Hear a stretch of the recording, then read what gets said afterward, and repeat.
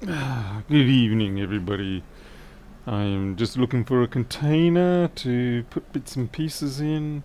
Strange, I thought I had a couple of spares yesterday, but it seems I have misplaced them. How truly classically me. What is this? This is iPhone 6 junk. Yeah, put that into another container and forget about it.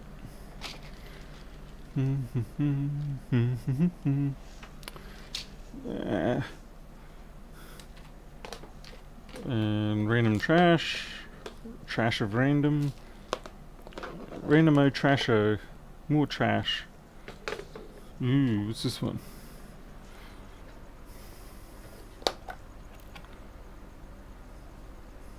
Interesting.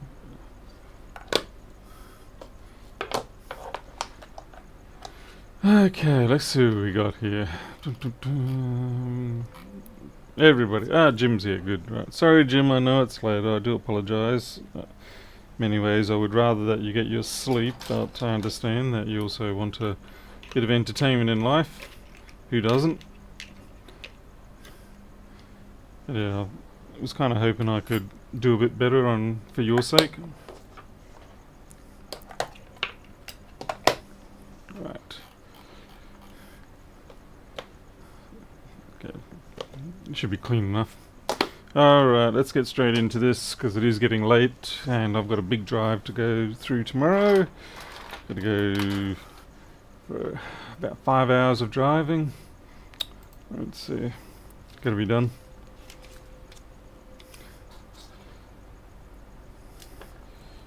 Apologies if I don't call you all out by name, but let's just assume I've seen you all. Okay. So we've got a 2179. Don't get these very often, actually. It's not common for me to see them. But this one apparently has had liquid through it. And I said to him, well, there's not much, part scarcity is a bit of a problem. So if it may be repairable, may not be repairable with what I have on hand.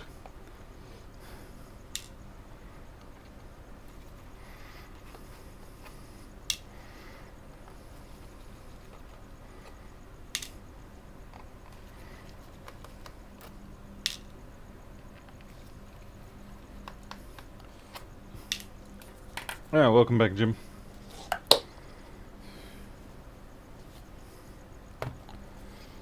Right. Half the fun of these is just getting the front panel off. Not the front panel, the bottom panel.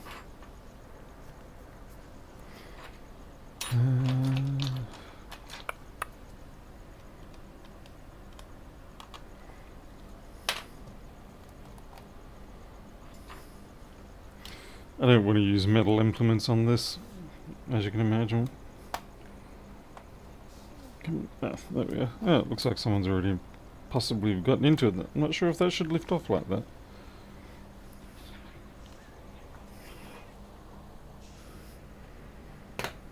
Is that a cat fight that I just heard? Just excuse me a minute.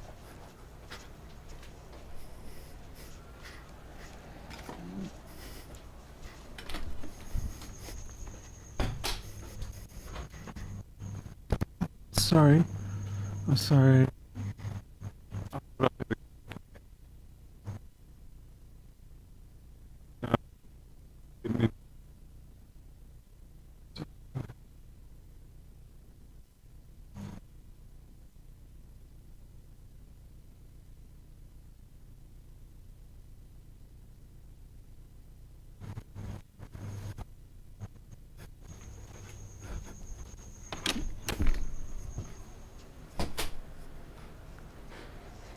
Alright, false alarm. It turned out it was someone getting into the clothes dryer.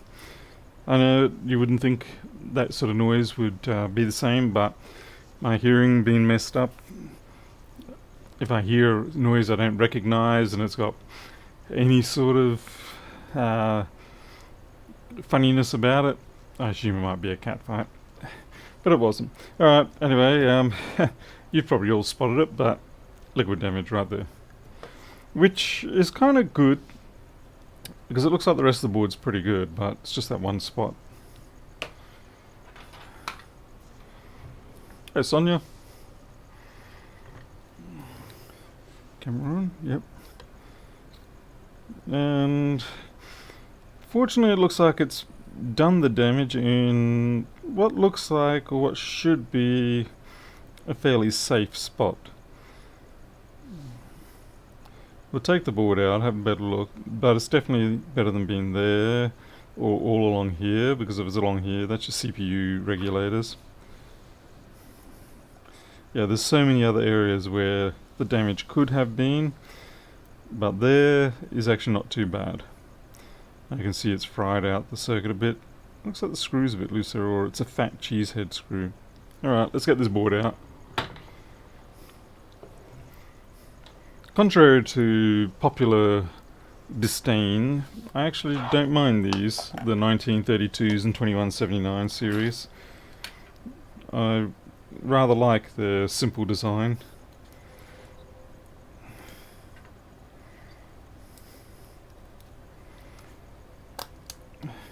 And I know people mock the fan, but I can appreciate the fan design.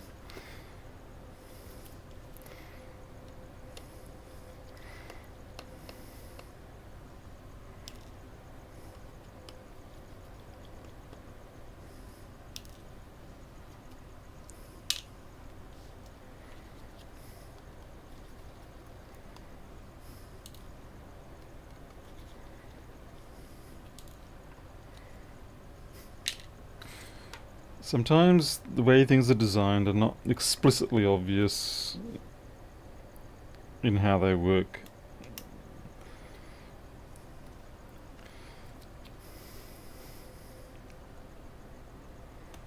But it doesn't mean that they don't work.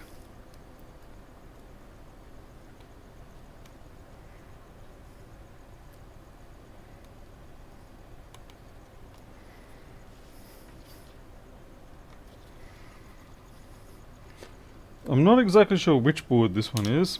We'll find out when I get it out. I'll have a look.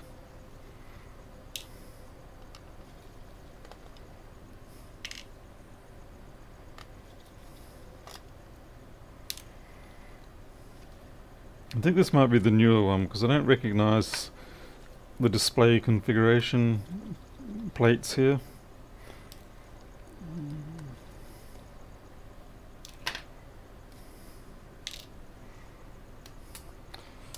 And as usual, Pernov is ruining the surprise for everybody. Well done, Pernov, well done. Just, yeah.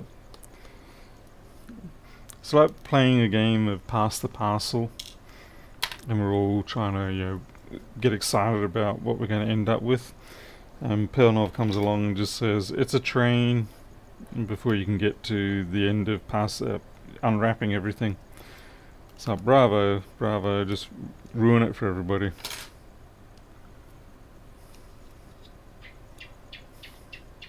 Oh, that's a gecko.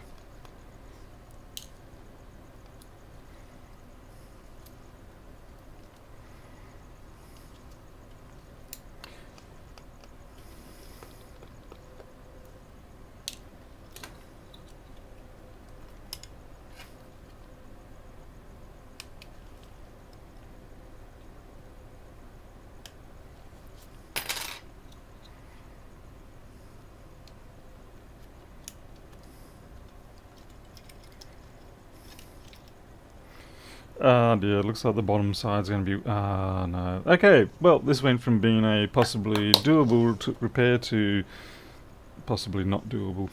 Damn it. Because I don't have any of these chips most likely.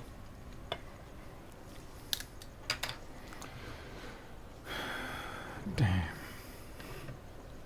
Yeah, that's a train wreck.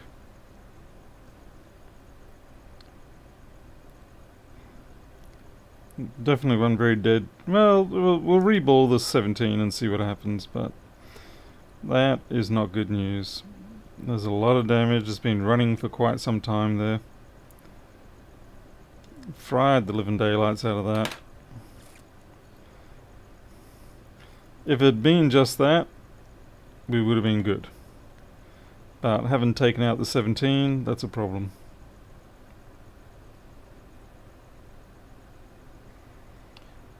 Which means I'm also going to lament the fact that I failed to take the opportunity to get some more 17s shipped to me about 2 weeks ago.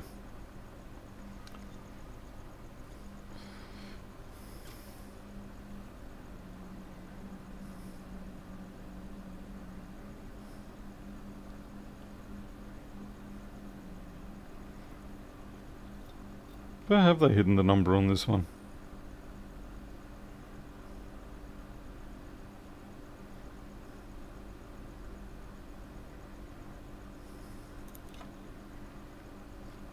Seriously, where's the board number on this one? Just so I know for future reference. Or is it one of those ones that they've hidden it under a plate or something, or under here?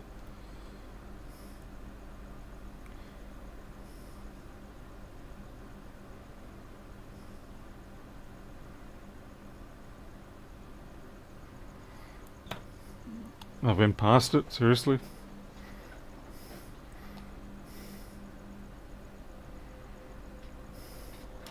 And some of those inductors really took a hell of a beating. And that's probably going to be the USB-C ROM.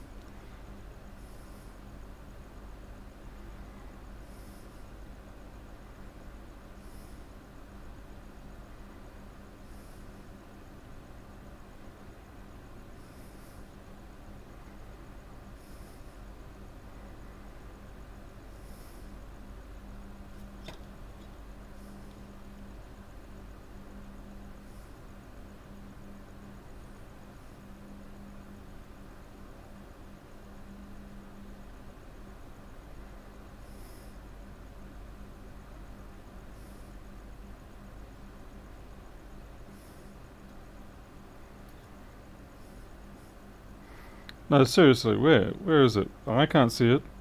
Where have I missed it?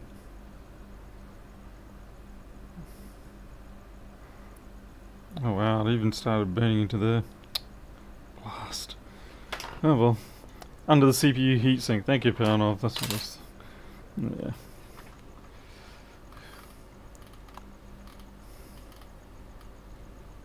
D21.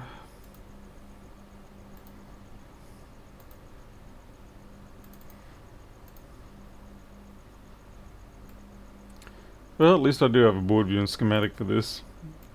Assuming it's 1521. Crikey, what a flippin' disaster.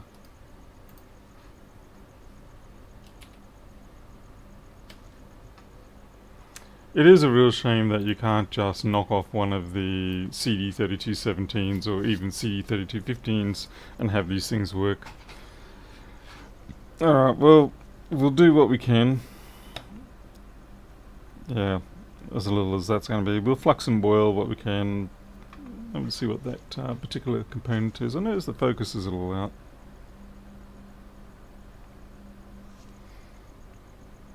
No, that's about right.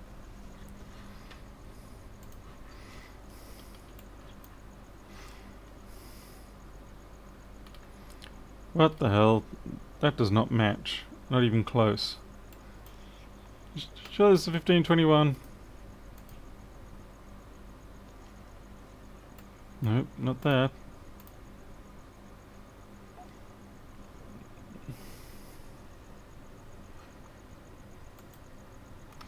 $19.58.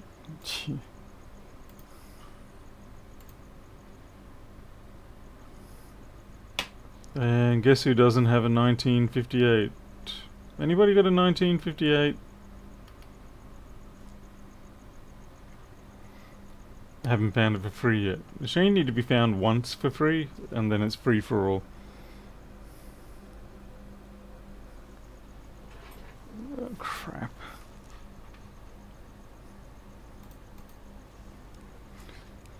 We'll just clean up what we can then.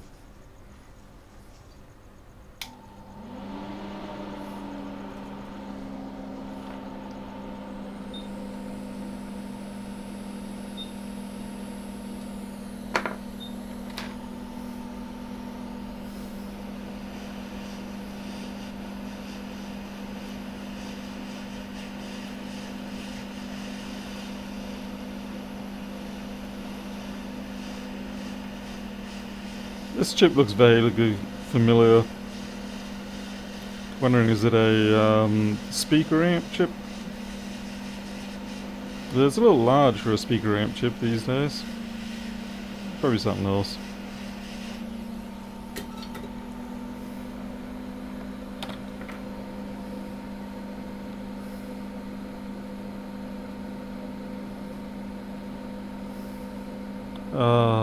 Just see, that one there looks more like a speaker amp chip. I don't think I've seen corrosion go quite like this before. This is something new and exciting.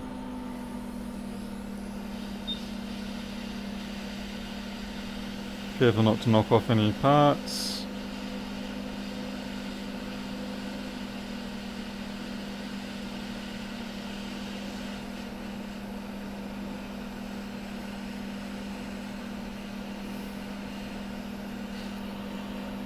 I'm kind of pushing my luck here. I'm doing reflow type temperatures, but I'm really trying to just get that flux to munch away at the corrosion a bit more.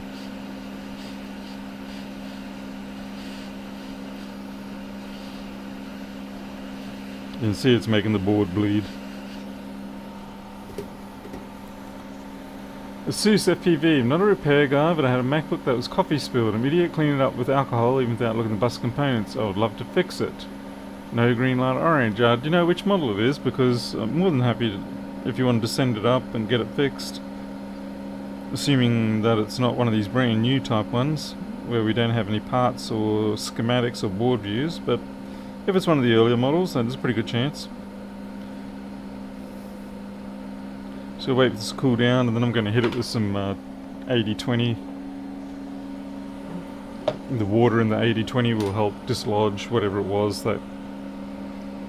Yeah, that's a mess. That is genuinely a bit of a mess.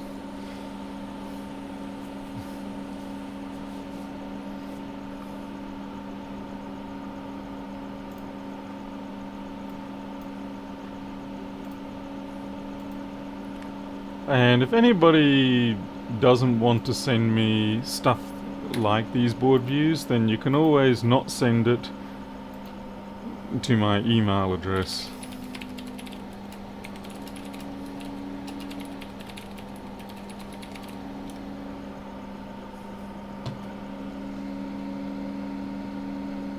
Yeah, it's probably cooled down enough that I can start hitting it with the 8020. You can't do it when it's really hot, otherwise it'll just boil off and make things quite a bit worse.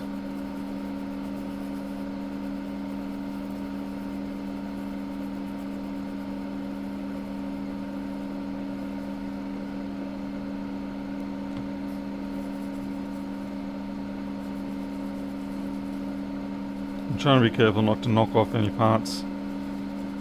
Don't know how successful I'm going to be in that, but we'll try. Rodrigo. Looks like Rodrigo might be coming to the rescue. Thank you, Rodrigo. I guess we'll see, shall we? Tell you what, noises tonight everywhere.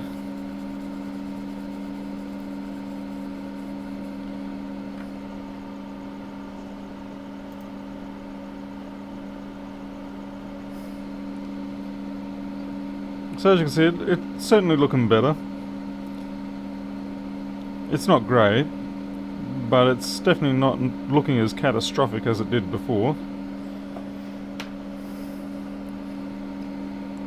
So, you know, using the combination of the flux to first just try and chew in on the corrosion, and then the alcohol and water to wash away the flux along with whatever the corrosion it has managed to chew on. But the other nice thing is that it doesn't clean it so much like it's ultrasonic, so you can actually still see where the hints are.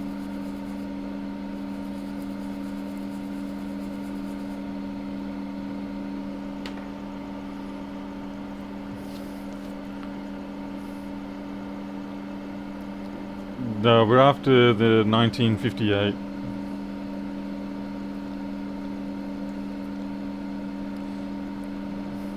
As we already have the other ones.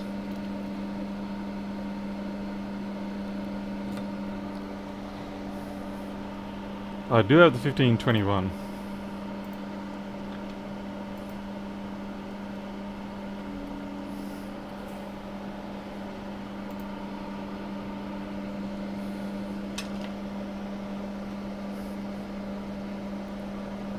I'm just cleaning off the excess liquid.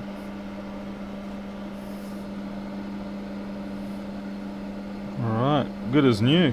Not.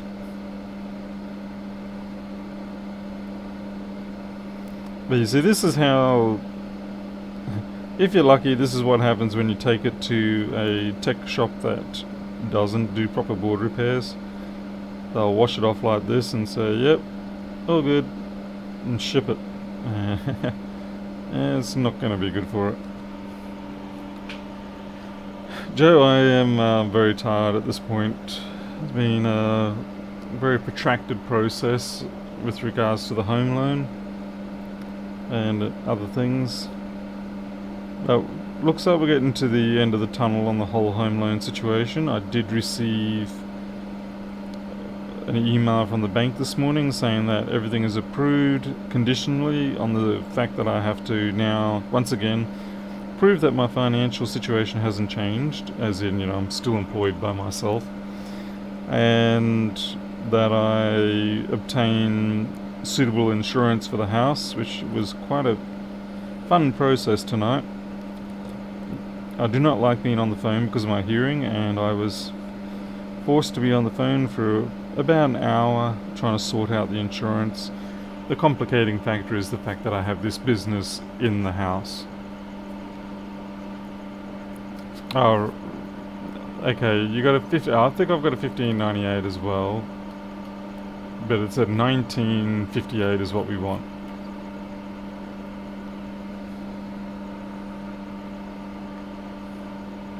Okay, 1958, not 1598.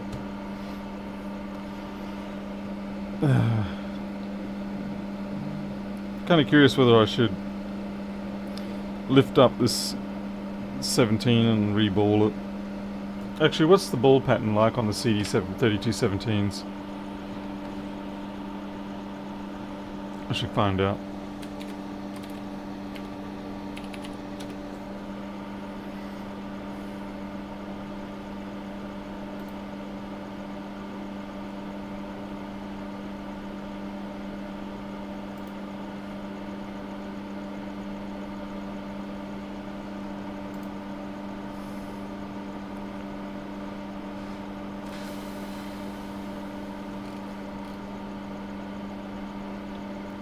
Okay, when you say a unique pattern, it looks like it's one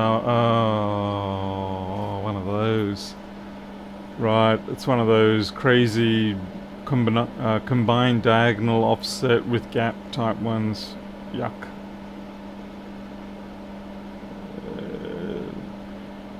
Well, this is actually a 2979, and I can prove that to you by showing you the underside of the chassis. Where is it? 2179. There you go. See? 2179.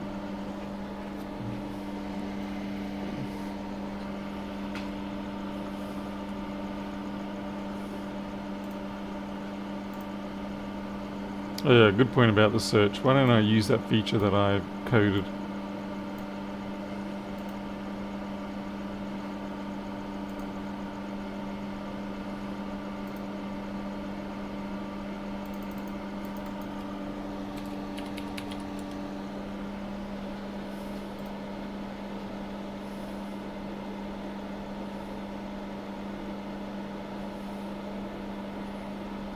Oh, 1700 boards have it. Okay.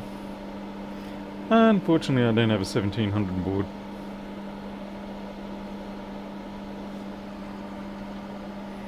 Arnold G, folder depth, that's sort of like, so if you've got multiple nested folders, or maybe you've got different levels or something, so folder depth stops it from going to infinite. Some people put in cruel little tricks like self-referencing links. Yeah, I'm pretty sure I don't have a 1700 board. I've got something here, but come on, come here. What are you? You're the old style. You're Gundam style. 239.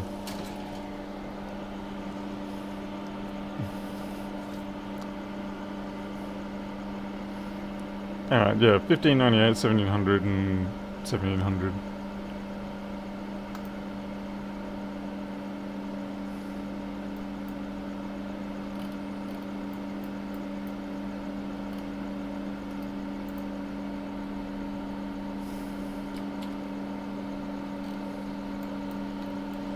Right. Now the question is, if it's... so long as it's a consistent offset pattern, then there might be something that matches, but... A20W. Oh, sorry, was I missing FPV's conversation there? 1466, open it up. Should have all the parts intact. Yeah, I mean, I absolutely fix the 1466s, do them all the time. You'll notice most of my videos are 1466s. So, yeah, I can definitely do that. If you're interested. You can send me an email and I can give you a quote, an idea. I'm pretty sure this one's going to be okay, but this one here, at the very least, I probably should flux and boil it and actually reflow it first, and then see if it behaves. If it doesn't behave, then we'll have to pull it off and have a shot. Yeah, 1466, no power, absolutely no power, is a lovely thing.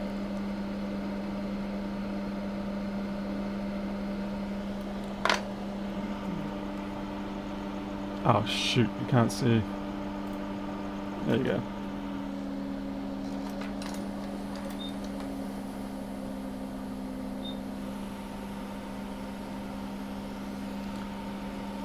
Thank you, Jim. Jim, you're an invaluable service.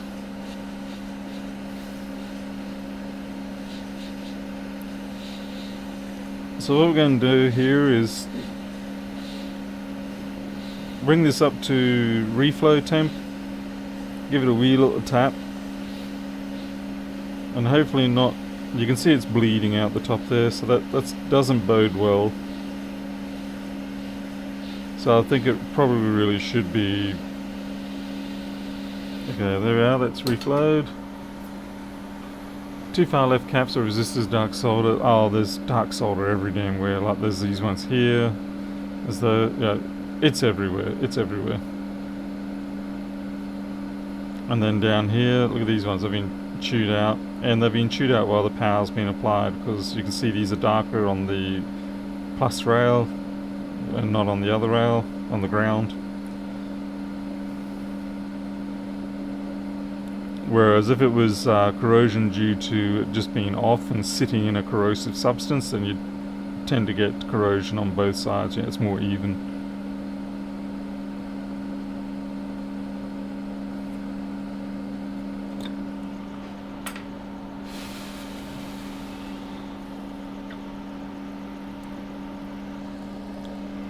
Okay, I'll take that jack out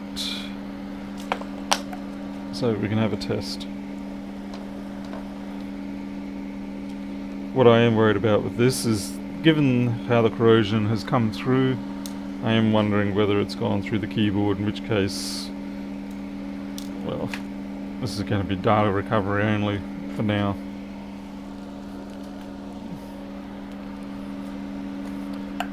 Yes, electro blah blah. Whoa, this actually had quite a bit of damage there.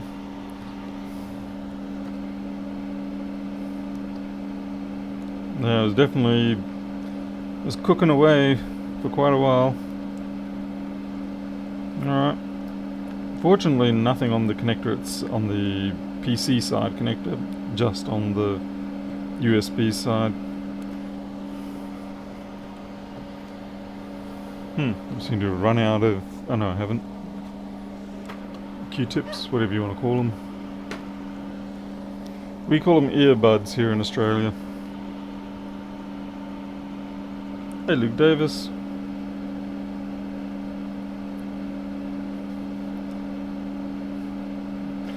But it's okay. Even though we call them earbuds here in Australia, I understand American, so I can call them Q-tips and still know what you mean.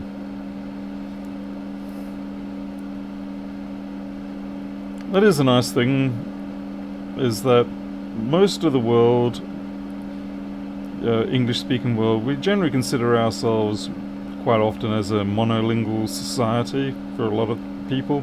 But the reality is we are bilingual. We also understand and can converse in American, so yeah, I think we should give ourselves a pat on the back that we can do that.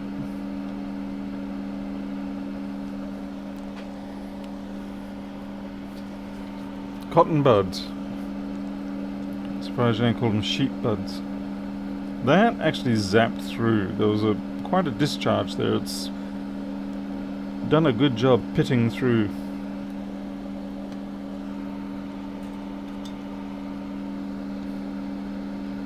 So that's recessed quite a bit in there. Good old zap, and that was probably what caused this lovely rainbow colouring here.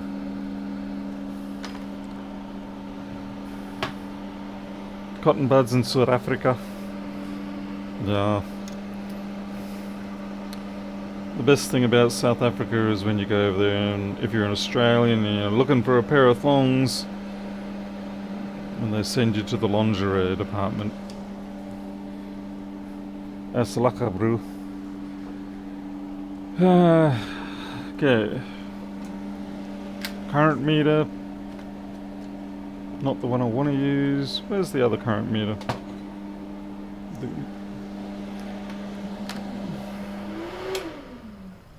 The other current meter has a brighter output, so I do generally prefer using it, but it would seem that option has been taken from me by my former self at some point in the last 24 hours.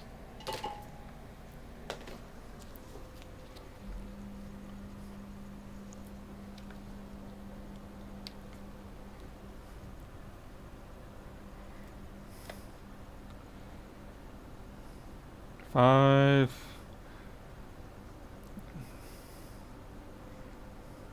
It's not even trying. Just sitting at 40-50 milliamp, 5 volts, and then it loops.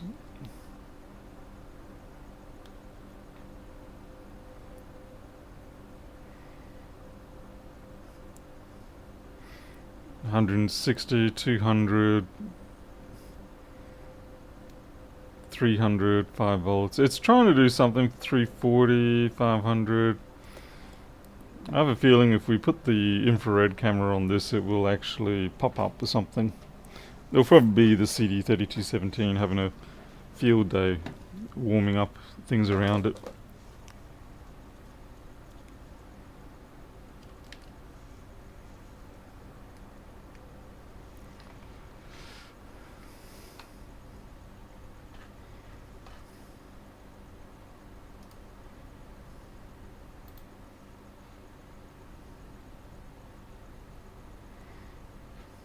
I mean, I think it's fairly clear that we're going to have to replace that 3217, but it'll be interesting to have a look anyway.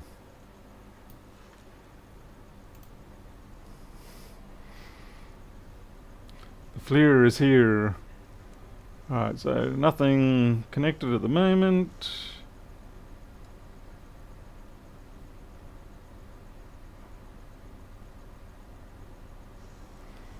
Where is it? Oh yeah, it is connected. My bad.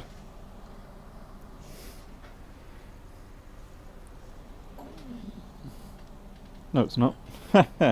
Paul doesn't know where his wires are going.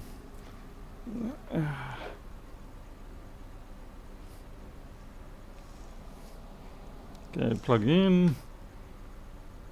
Yeah, okay, we've got a pulsar there, which actually means that's a capacitor failure, probably.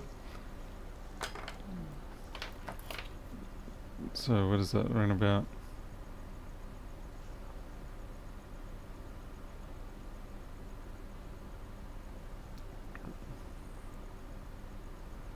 Yeah, that's a pulsar. And usually when you get a pulsar,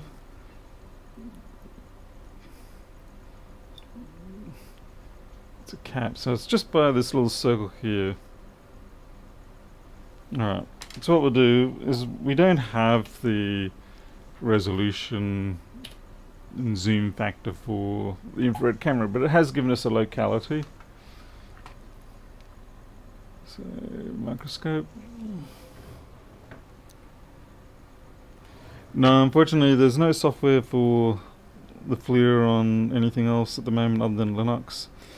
So if I had to guess, I would say that cap right there, this one here, that would be my guess as to Mr. Colprito, because it looks gnarly. It's got that like glassy appearance about it. We could be wrong, but let's have a shot. So let's give some alcohol, get it all drunk and pliable. And here we go. Oh yeah, boom, boom, boom, boom, boom, boom, boom, boom. And that's not a bad heart rate. That's probably about 110 beats per minute. That's pretty cool.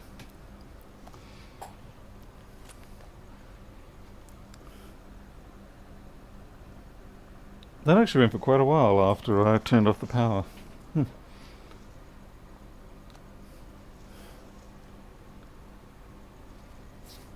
I'm Aladdin, but I don't read the chat to know what everybody else is going. We need to have a separate board. We need to have a bet board or something like that that everybody can submit to. You know, make your claim, because I don't get to read what everybody's claiming before it happens. And then when we have the bet board, then people can put in the money and sort of go, I bet $5 is this, and then we'll split the pot based on ah man, if I do that I'm gonna do it properly, Paul. Just remove it with the hot air. Or do you want to? Sorry, talking to myself, trying to get an expert opinion here.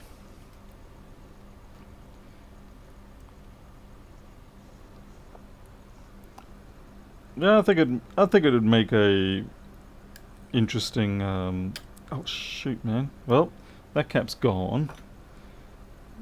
I don't know where it's gone. Now the trick here is I don't know what voltage it is or anything, so I can make a level of guesses. So I guess the first thing I would assume is it's probably going to be either a 2.2 or a 10. Actually, you know what I can do? Let me see. That will be the same one. So what I'll do is I'll plug up the power supply or the connector to this one. I'll measure the voltage across that, and then based on the voltage I'll make an estimate as to what its capacitance is, and then replace it on this one. 10 microfarads, 6.3. Sutterbridge, how do you even know that yet? Have you got the schematics and board views, and are you holding out? And if you are, why shouldn't I ban you right now for not having given me that information beforehand? Further to the fact that you just simply ruined the chance for us to have a fun little investigation process with your I know everything attitude. Explain yourself and give me good reason to let you remain.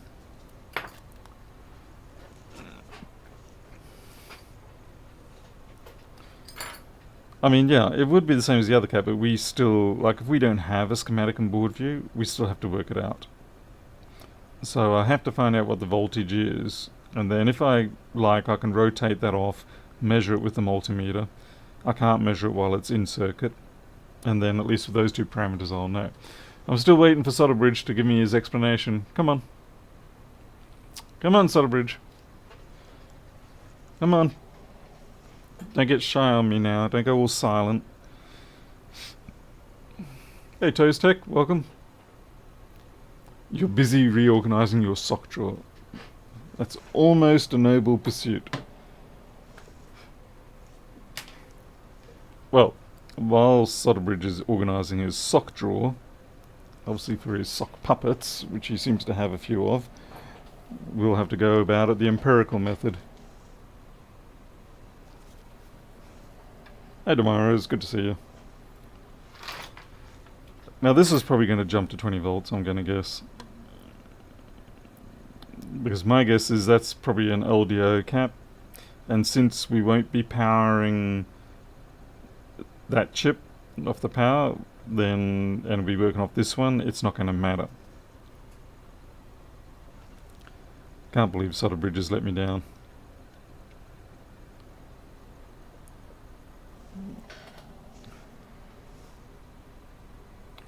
It doesn't matter since it's in series with the other two. Do you mean parallel perhaps? 30 milliamp, 300 milliamps, 5 volts. Okay, we're not up to that voltage yet. We're not firing up, so we've still got other issues, but it gives us a chance to measure the voltage. 3.3 volts, so yeah, in that case we use a 6 volt 3 cap.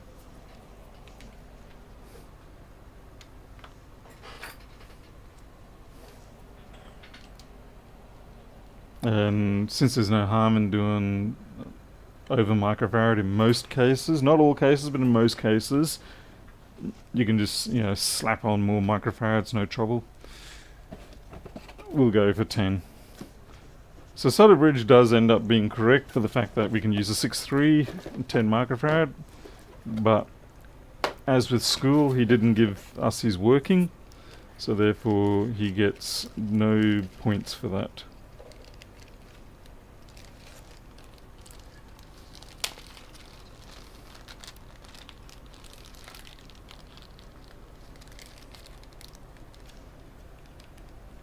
Okay, I hope this is a 402 and not a 201. Come on, out you come, out you come, come on. There you go. Yeah, you're 402. Half a point. Alright, half a point for good typography. How's that? No, look, I appreciate it. I mean, I would have guessed much the same as well. But I did want to, at the very least, check the voltages. And to be fair, those LDOs, none of them were over 5 volts anyway.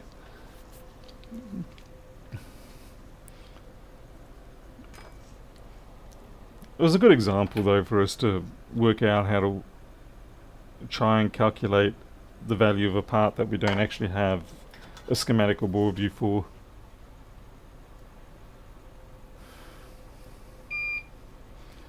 And no actually LDOs, 3v3, G3 high RTX, RTCX caps. Oh, okay.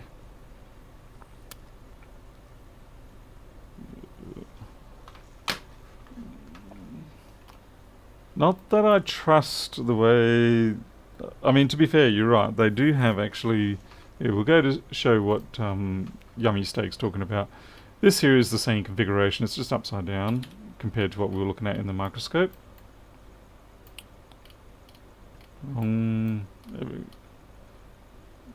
Wait, what? Sorry, damn it. I think I pressed the button one too many times.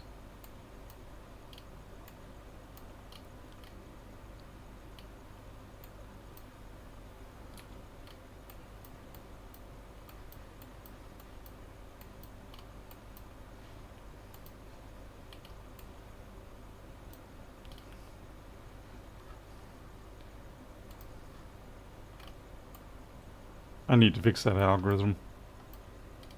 Alright, okay. And that is not what we're looking at. Where's the other one? Here we go, this is the one we're looking at. Okay, you're just going to put up the fact that it's rotated a little bit. So on the... If we go to the all-in, we'll rotate the board to match the board view, because it's easier. So we can see we've got a pretty similar setup. We've got a large cap, we've got this dual filter, and then 3 large caps again. And if we look, yeah, pin 1 is up here, so we're pretty close. So basically, we're assuming that because the layout is pretty similar, then the cap's most likely pretty similar, in which case this 3208, which is over here, and we go 10 microfarad. 6.3, and this turns out to be, well, that one turns out to be an LDO, actually. Yummy Steak, that is a 3v3 LDO.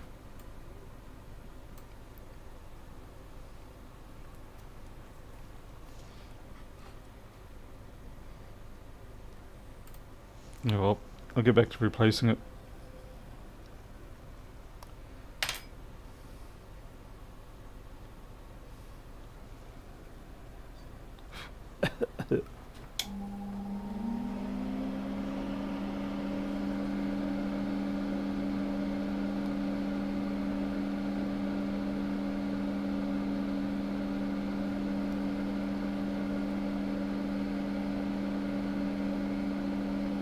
What doesn't help with these sort of communications and events is that, yeah, there is the 30-second delay with YouTube, and then it's just difficult trying to convey things.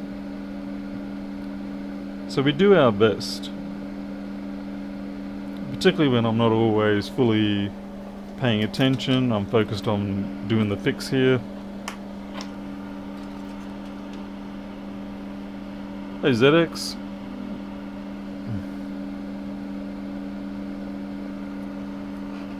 I still don't doubt that we're probably going to have to replace this 3217.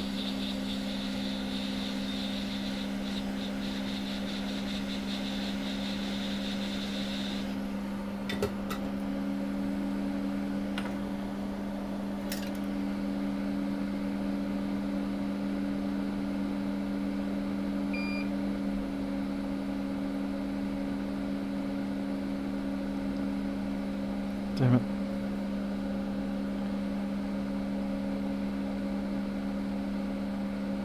I'm having trouble here because I'm pretty sure there's still the old original pad on there.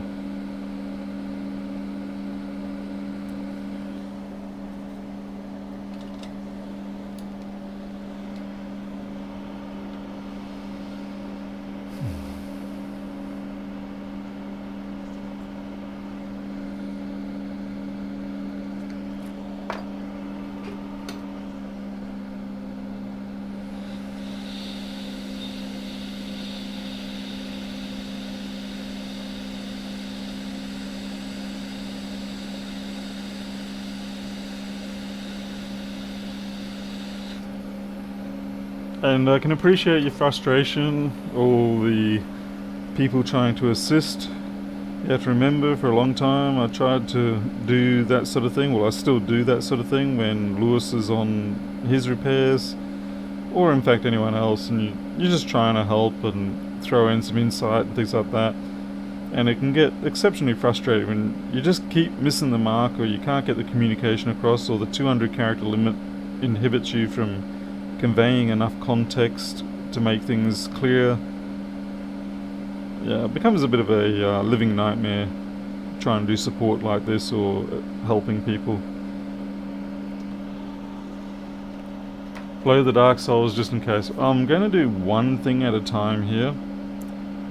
Eliminate one variable at a time, because I think it was yesterday or the day before we complicated matters for ourselves by the fact that we didn't do it one step at a time. We did a couple of things at once and then we didn't know which one actually fixed it.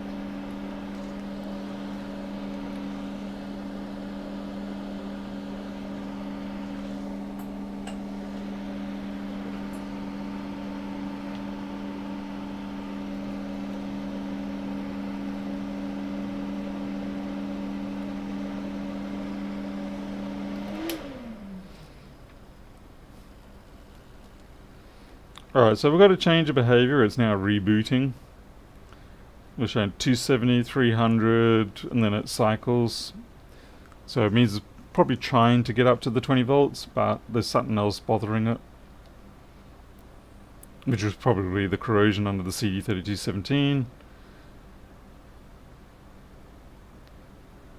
And this one's not rebooting, which we sort of... Oh wait, great, now it did too. Great, fantastic. What I might do is put the infrared camera again and see if it's now maybe picking up a different cap or something that's shorted, because there was a lot of damage there. So it could be another cap, or it could be nothing.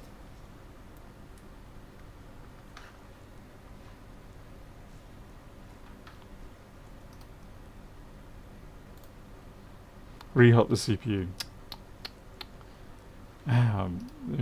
People are just getting real game and wanting those band hammers coming down.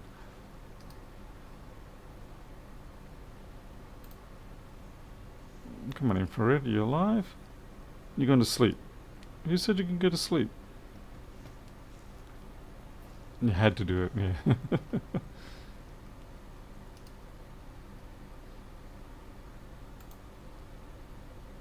What also doesn't help in the frustration with all of this is that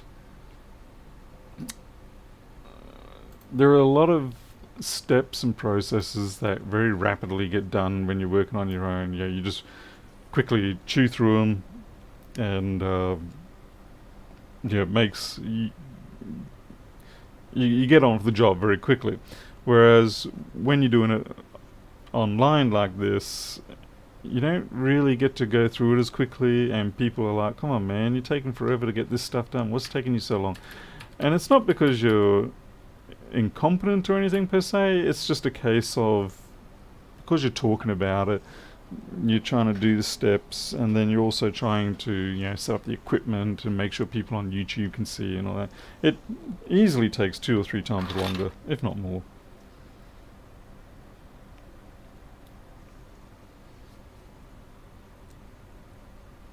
Okay, we can see... Okay, CPU is trying to warm up, or something on there is trying to warm up.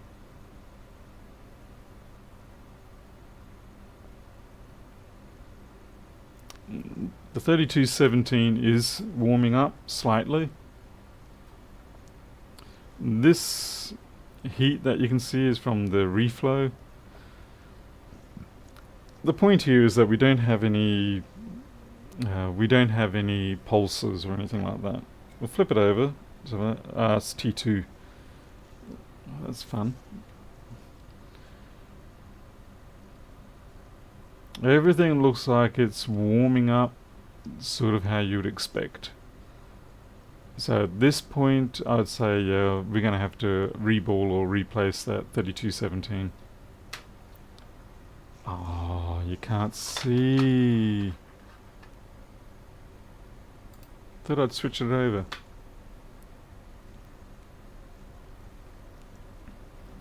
Alright, let's go again. Okay, so this is running. And you can see we've got a fairly normal amount of heat picking up. Yeah, there's no localized hotspots. We are still stuck at 5 volts. And this is the underside of the T2, I imagine. That there is just a reflection. See, as I move it, you can see it reflects over.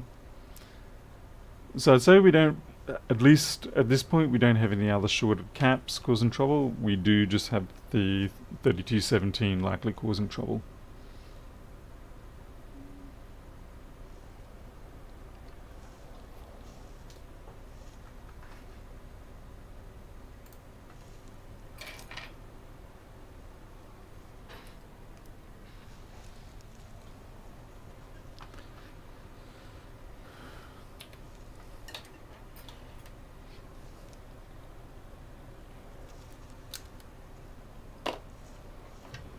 Okay, let's get that 3217 off.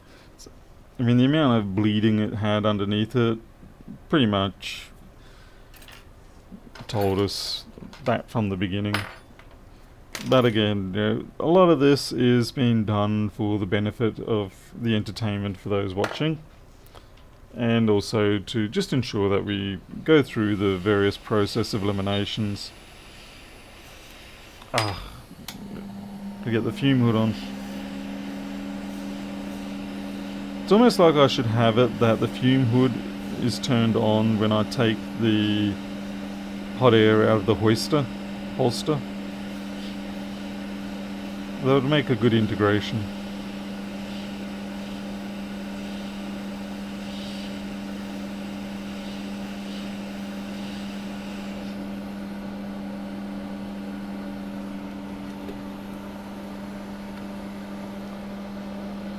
Terminator Vision, or what was that other one? Predator Vision.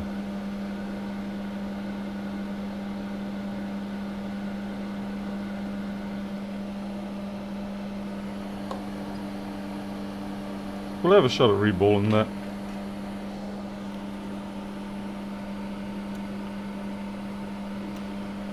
Well, there's already a magnetic sensor. So the magnetic sensor is actually inside the handle, and there's a magnet in the holster. Damn it.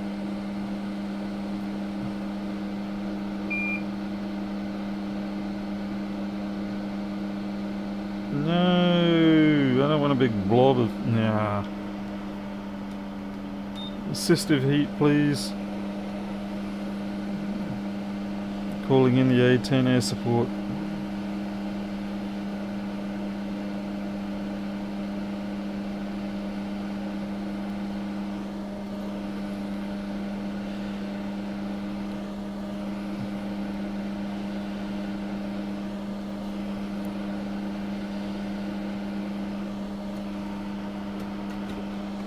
Gonna have to remove that solder bridging those three caps. That would not be a pretty story if we let that happen.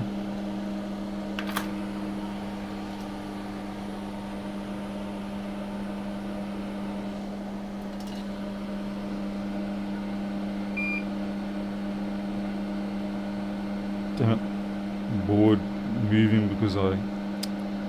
Come on.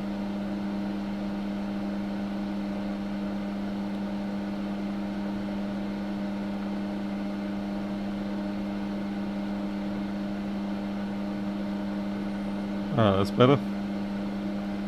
Alright, now we have to just clean up all those pads.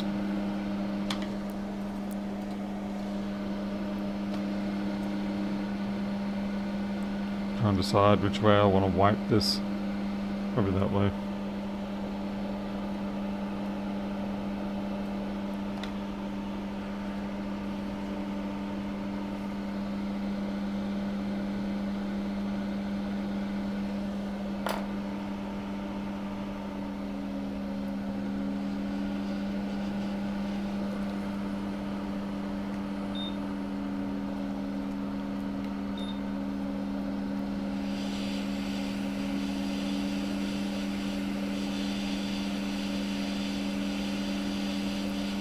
That's some pretty hefty ground plane there.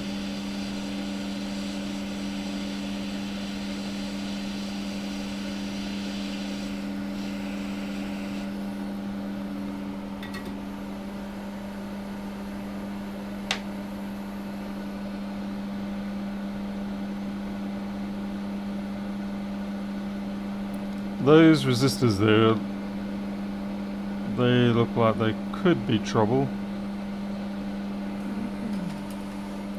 So we have a look what pins they go to. Can't tell where that one's going, but that's... Let's try and work out what their values are based on their position relative to, say, the 1700 board view and schematic. So we know pin 1 is up here. So this is down on the right hand row. So it looks like these two are connected, and then this one hangs off the side, so it could be a divider. I don't know where that one's going to be going. But I can see that that's undercut.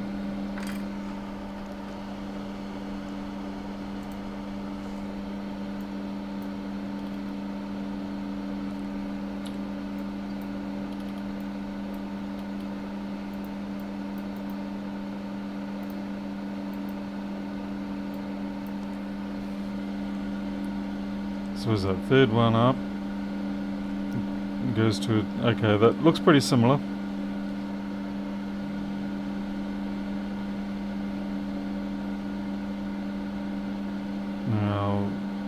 Except it's kind of done the other way around though. There's this one, this is 4th pin up. Oh yeah, wait, no, this is actually right. Yeah, 4th pin down to there. Okay, so what resistors there? 3208. It's a 1 meg resistor. And I'm going to guess you're the same. So they're both supposedly 1 meg, I'm going to guess.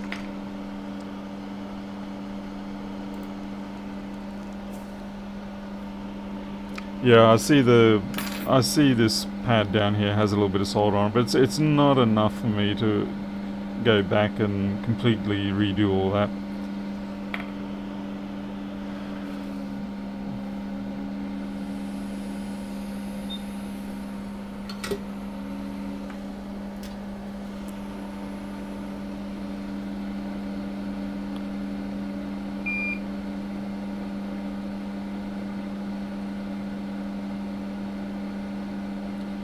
What bothers me here is that when I'm doing this, I'm getting a little bit of bleeding. So that worries me where that one's going to go. That's the one above it. Oops. So it's this one here. And it seems like it just goes into there, and then maybe... Are we lucky? Did they use? No. I was going to say if they use the same board layout relatively, but it's not. There's no room for a debug point there. What I'm looking at. But what I can do is verify that it is going to the same place. Get it all in.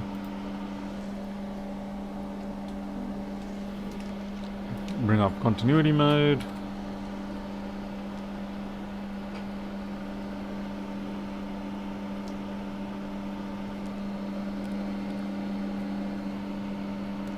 So fourth on the inner row.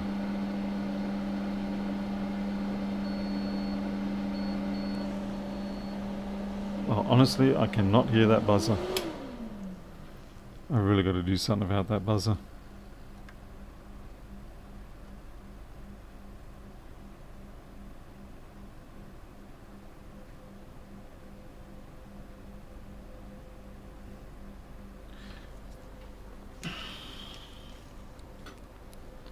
And now the flux is conspiring against me.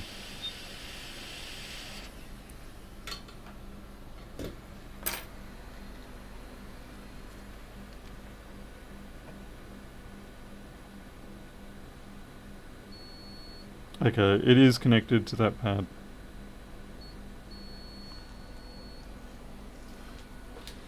Need to put a megaphone on that.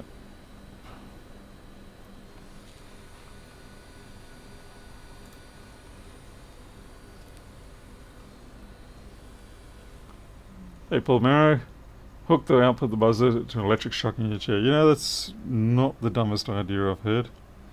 I'm almost willing to go for that. Travis, I could do that. I could make it so that the software, the multimeter software, will actually make the PC do the beep or transfer it through to OBS. I may have to do that because it really is rather useless. It's worse than motorbike horns. There's one big complaint motorcyclists have with new motorbikes is almost 99% of the time the horns on them are so flippin' useless.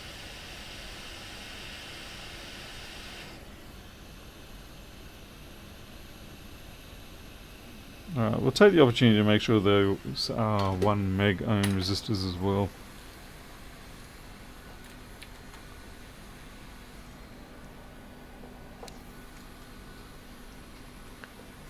Damares, what is it? 11.99 is out, but it's more of a holding release just to keep people, so people can try out this new visual look that it has. But I've got to actually finish doing the open board data integration. When the open board data integration is done, you won't have to actually download open board data from anywhere. It will go up to the server and it will pull down the board's data if there's any available.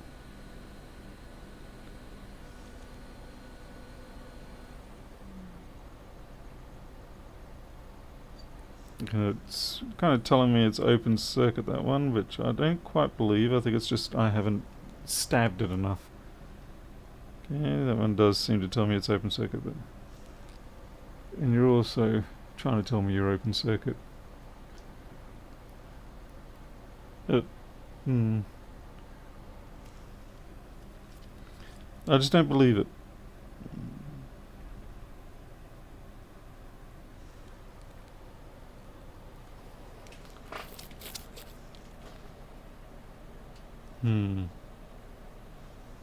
See if I can find a 1 mega ohm resistor somewhere and make a comparison.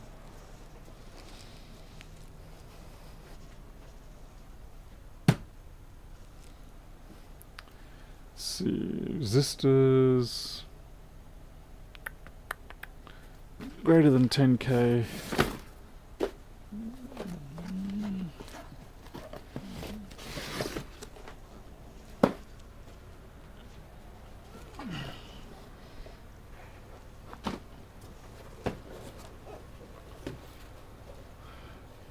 No, your mistake. It shouldn't be that. That's why I'm a bit confused, because it is actually, yeah, it's a 50 meg range, so it should certainly be able to pick that up.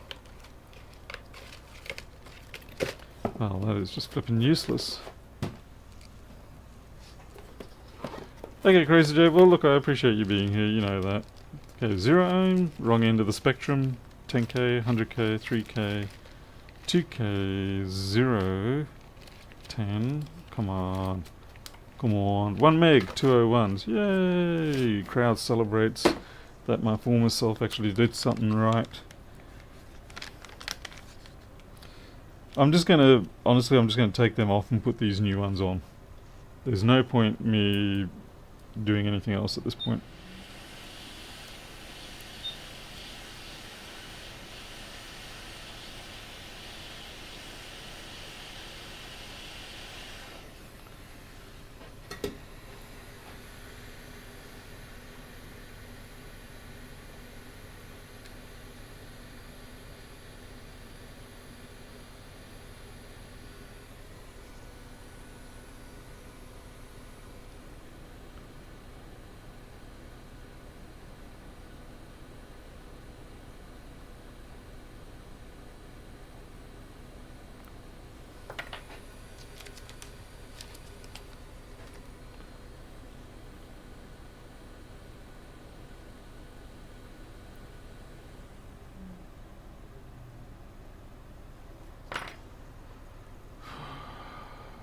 Actually, I'm kind of pushing my luck trying to do 2 fresh resistors at once. But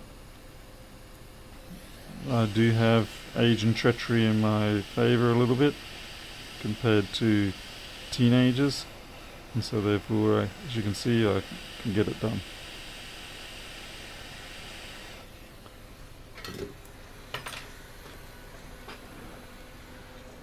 Yes, yummy steak, I'm getting to that. My goodness. People can be incorrigible at times. Impatient little devils.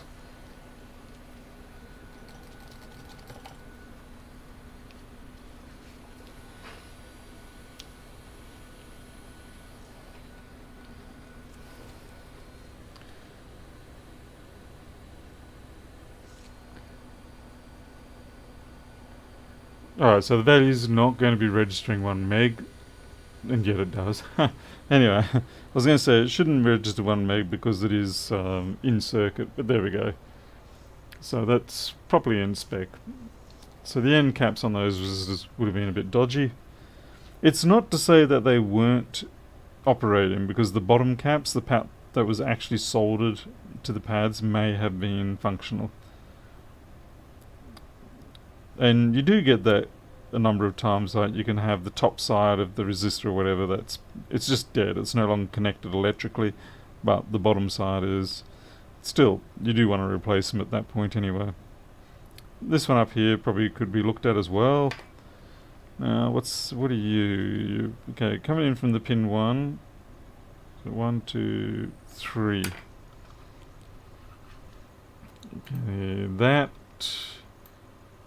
it seems I do not have a comparison for.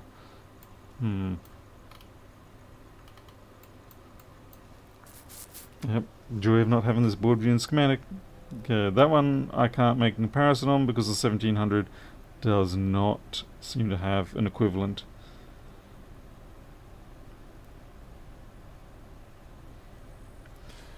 So, to the chip itself. Can we do anything with this? Is it worth doing anything with this? It looks like it might be viable. We'll give it a whirl, shall we? I mean, what's the worst that's going to happen? We have no luck. We have no success. But that often happens.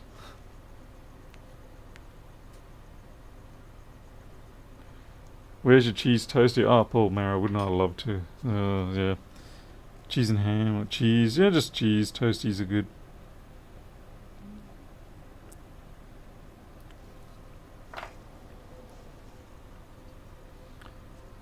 $10-minute tech, quite right you are there, good sir. Yes.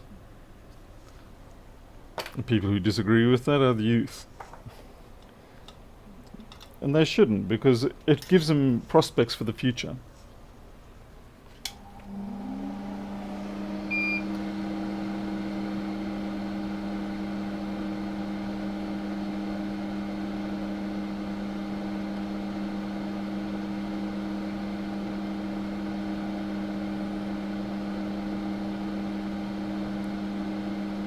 I don't want to bake this thing too much.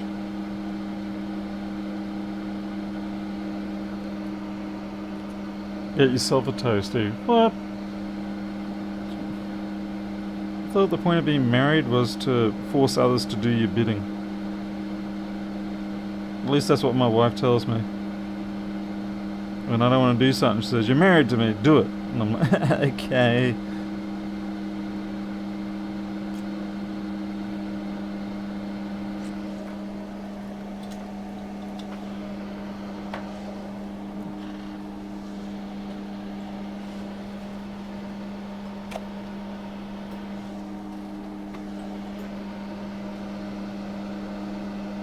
I'm actually surprised that it ended up taking the solder properly.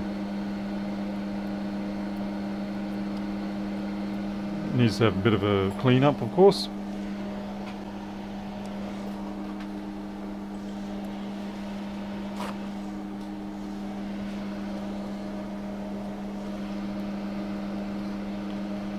I found the best cleanup is often just rubbing it between my fingers, or if it is stuck on the bench top like it is right now, then just doing this works. So it looks like pin 1 copped a bit of corrosion. I'm running out of alcohol here. I've got plenty of it, it's just not in the container itself.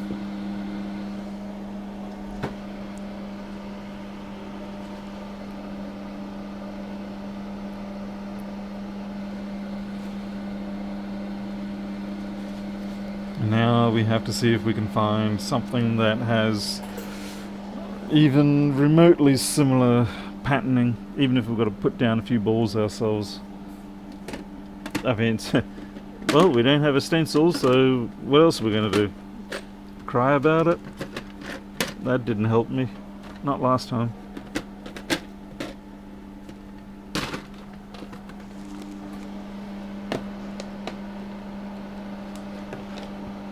Why didn't you use solder paste for repulling that chip? Well, I haven't reballed it.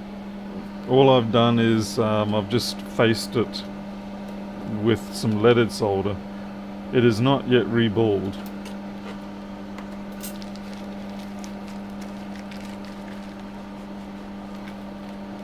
Yeah, the trouble is trying to find something that's got a pitch that matches. And that's a pretty big chip. I know some of the iPhone ones have a similar sort of array configuration, but they're not usually that big.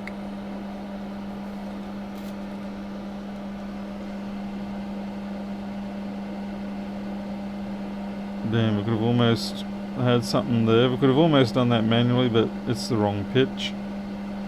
Check the other orientation just in case, because it is not a...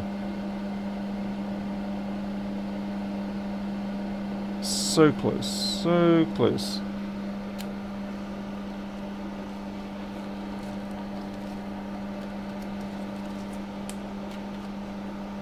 Football ground? I think you mean a baseball. Or a boardroom making a pitch. Hey, what's this?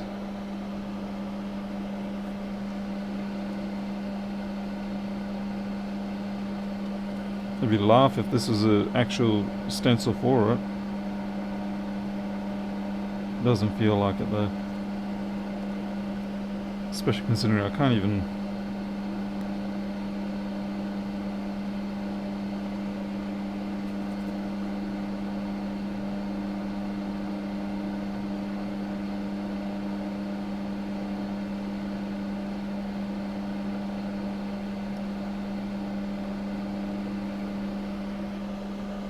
What is this anyway?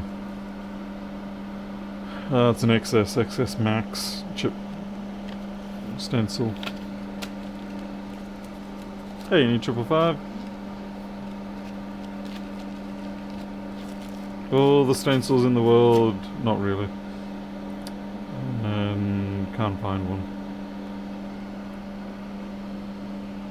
Lower extractor speed? No. I like my fresh air. You will not take it from me.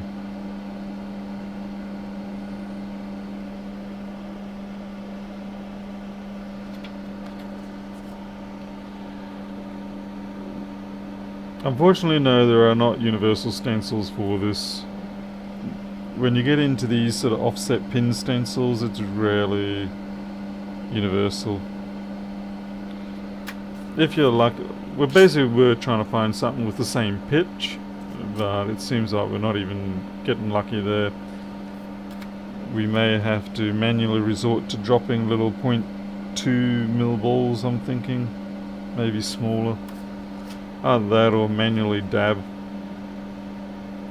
I'm really not wanting to manually dab. Hey Yosef, how's it going? Hey Richard. Yeah, fixing stuff or at least pretending to. The pretending to I do quite well. I'm just going over my stencils right now, like seeing if I've got anything that could give me some sort of false hope.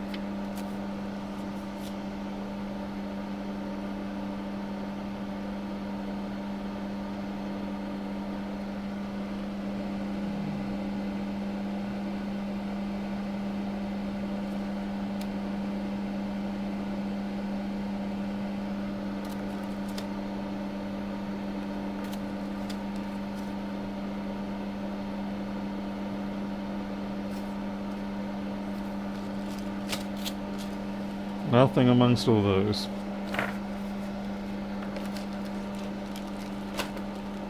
And Travis, enjoy the database work. That sucks.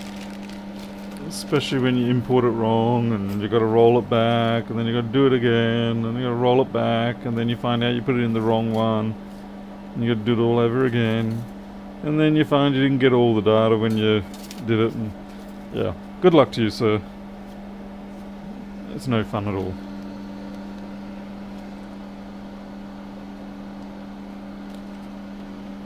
Unfortunately, Ainsley, it's got to be more like 80% at least right, and that it certainly was not. Alright, so let's look at our ball options for manual reballing, and I'll see if what have I got as the smallest I can use. 0.4, 0.3, 0.25 I think is the smallest I have. I have a feeling 0.25 is going to be too big still.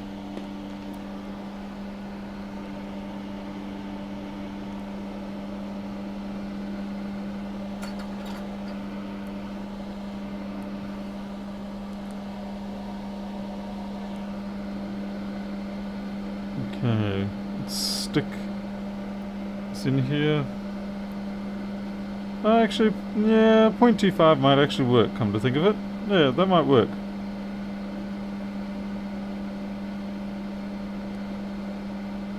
Okay, everybody prepared for an hour and a half of agonizing boredom, followed by 5 seconds of hope, followed by immediate disappointment. You can always trim the balls a bit. yeah, alright, Rodrigo. Sometimes I'm not sure if you're joking or not. The first thing I shouldn't have done was put all the balls on there.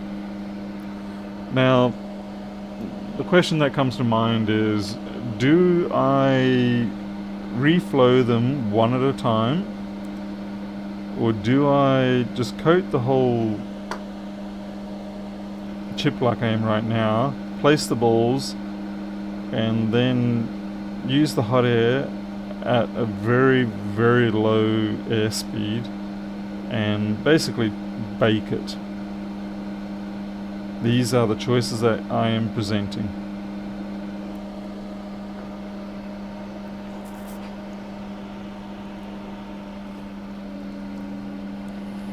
It gets difficult at times, Rodrigo, because of the number of people who will do things like that.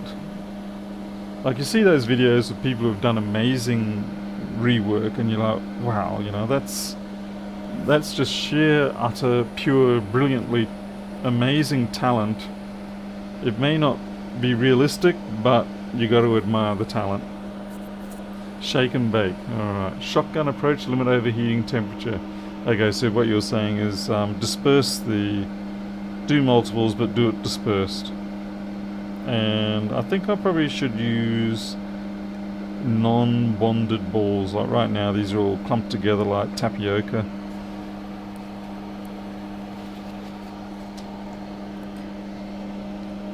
What I want is a more... I'm trying to think how I'm going to go about this.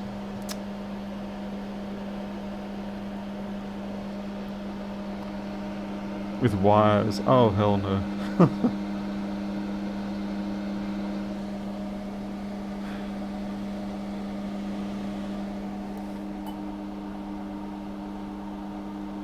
If you're wondering what I'm doing, I'm just trying to think of a suitable container for me to pour the balls out into that won't excessively bond to them, but also won't let them run amok.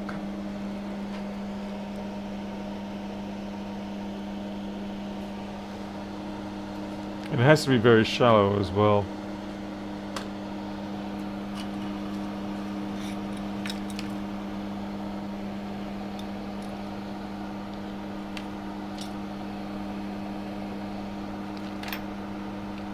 Yeah, this might work.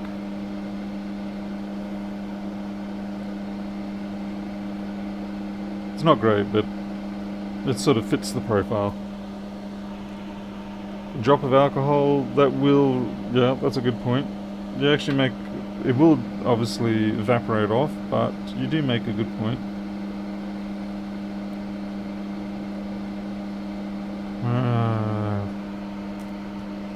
I guess the alcohol will get it started. We'll try that.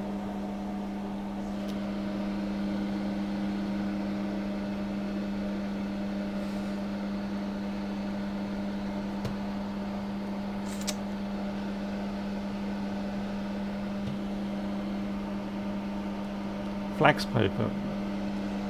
Yeah, that I don't have, I don't think.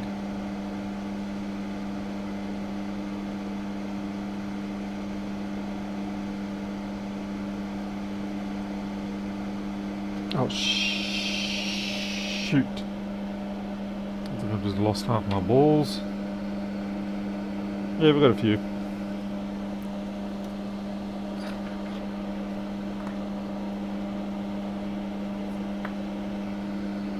We'll stick a itty bitty amount of alcohol, flux there.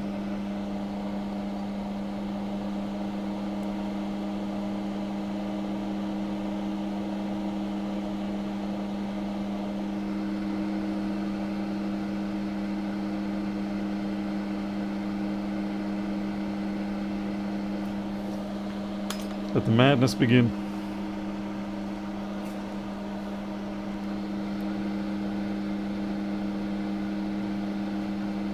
Because naturally there's too many. I can't get the balls out. I've used bad tweezers.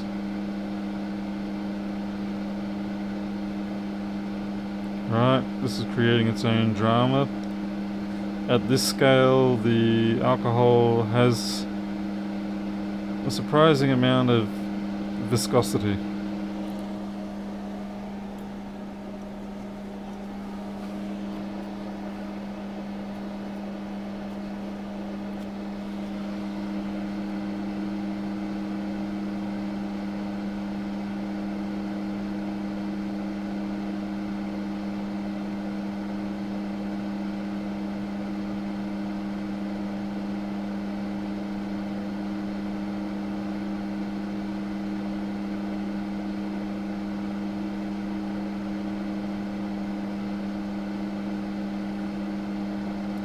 The next problem I'm going to encounter is those balls are just going to fuse together when I come and reflow this damn thing.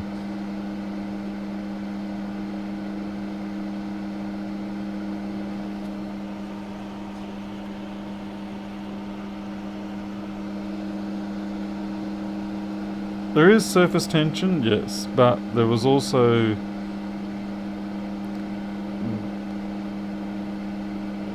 There was also a degree of viscosity, but I think actually the viscosity was coming from residual flux on the tips of the tweezers.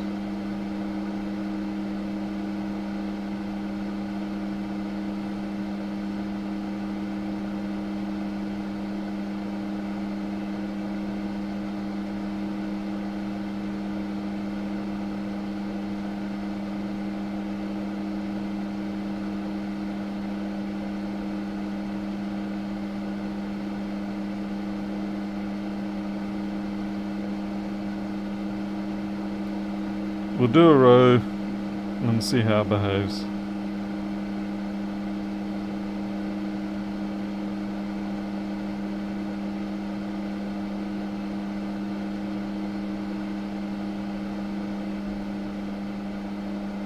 Jeez, this is going to take forever.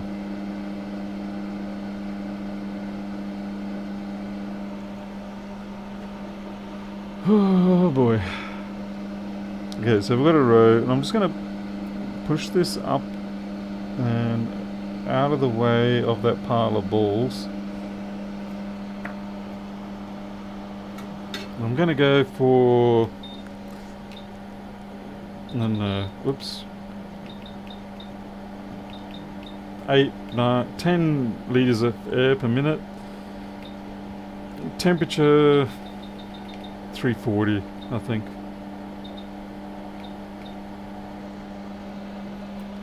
We'll see how we go. We may just end up blowing them off into Kingdom Come. Okay, definitely too much air. 3 litres per minute.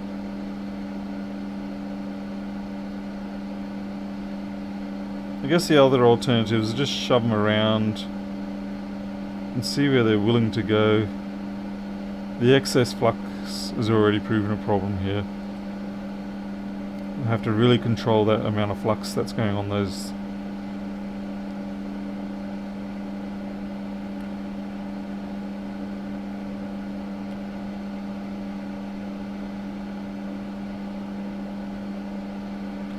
Because they like to grab each other. It's like gravitational pull and the surface tension kicks in.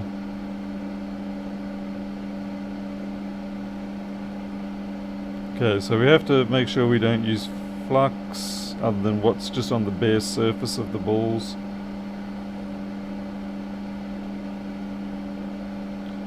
I may have to do this one at a time.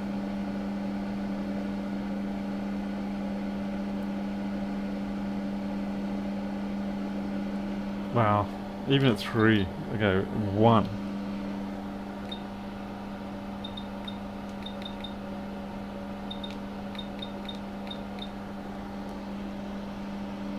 Yeah, a thinner layer of flux.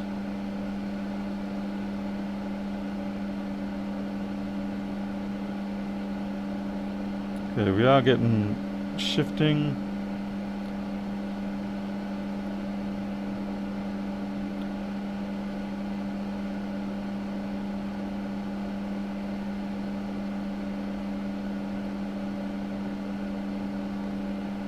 That does not want to sit on any of the pads. That's hilarious. I don't know why.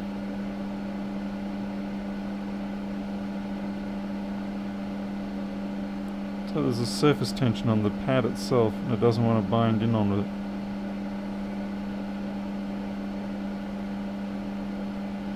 It might be that the pad's too cold.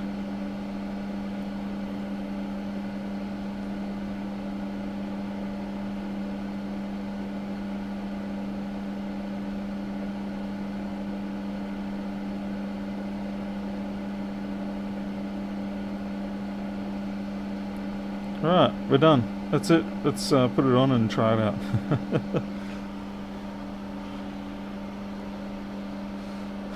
Would a thin coating of paste work and repeat? Yeah, the trouble... I mean, it's bad enough trying to control the behavior. Just with this, I would not like to try manage paste recombination behavior.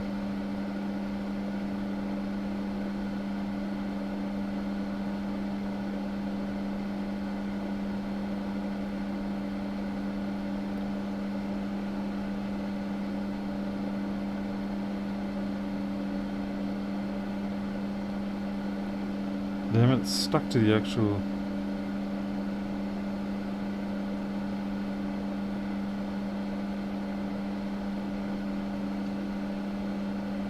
Yeah, see, I'm getting the balls merging. I'm gonna have to... This is tricky. I'm gonna have to push these out a little more. Ah, cannot believe that just happened.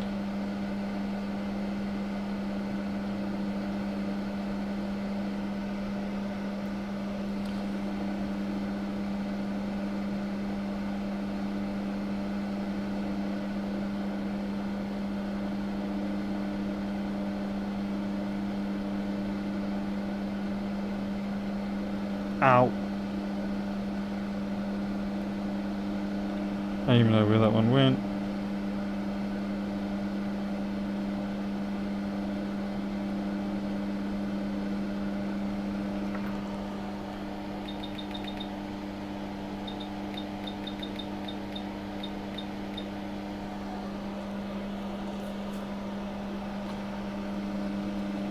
I don't know if wicking's going to help on the basis of the fact that we already did kind of wick when we went over originally. Damn it. Yeah, because we did run leaded solder all over this originally.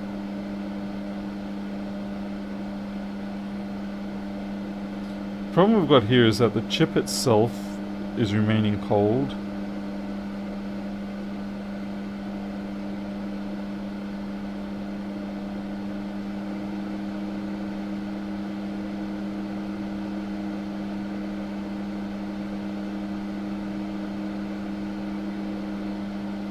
No.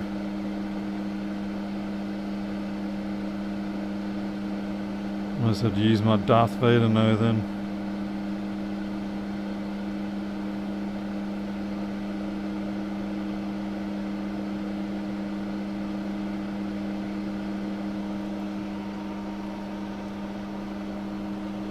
Okay, Jim, have a good night. Keeping the chip stable, yeah, may help. Rather than it drifting around like this lost boat in the ocean.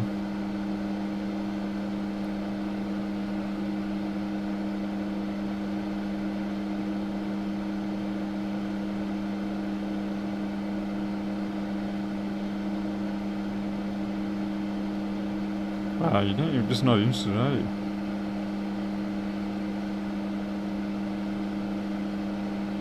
You gotta be careful. They can stay...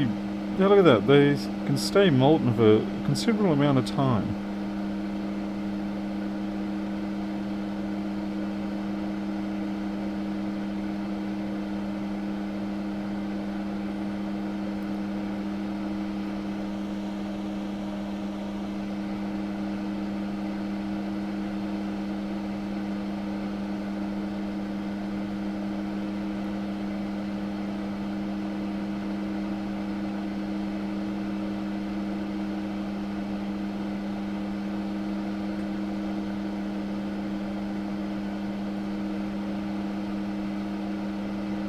Gotcha.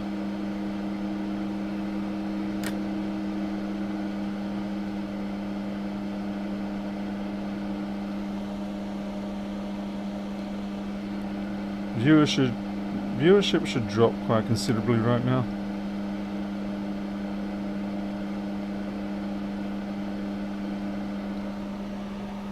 It's too much heat. Yeah, I did drop it down from... I dropped it 30 degrees, but I'm going to have to keep going. Try another 30.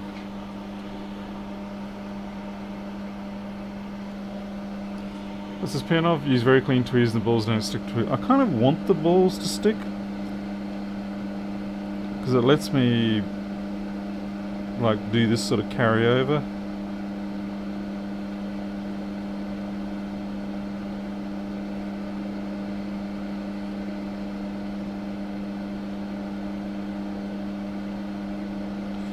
I will admit, I'm doing this kind of backwards. Shit. I should be going from the inside out.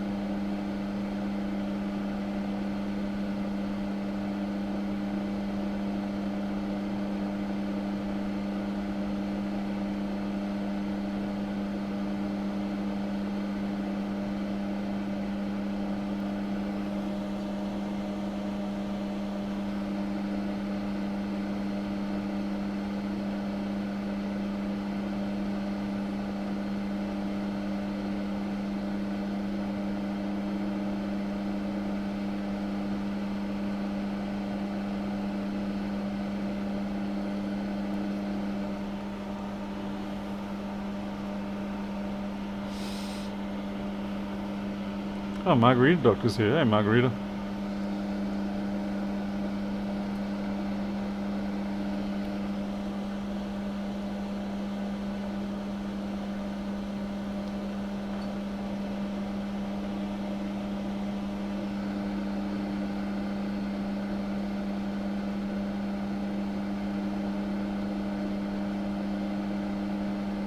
Come on. Yeah, that's better.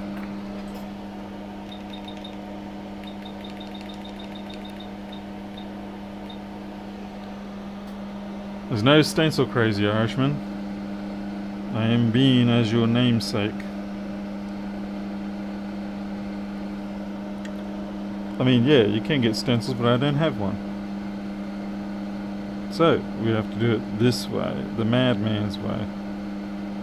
It's the way of the madman.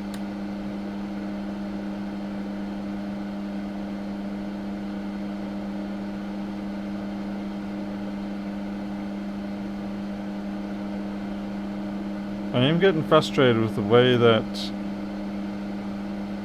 these balls are not attaching to those pads.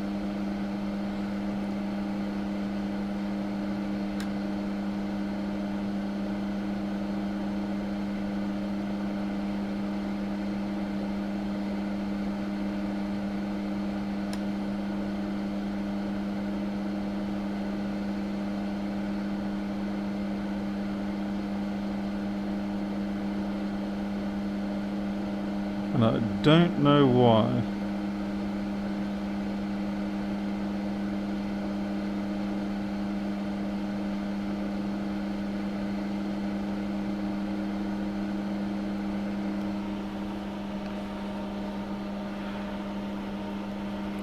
Well, the pads are reflown, that's the trouble. They're actually reflown, I can see them, they gloss up. And it's like, it's almost like a surface tension or something.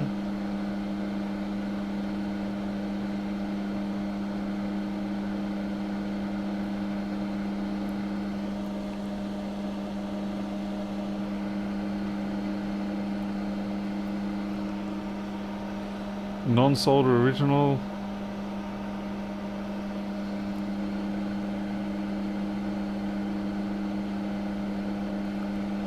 It seems once you can break through whatever it is, then they will stick.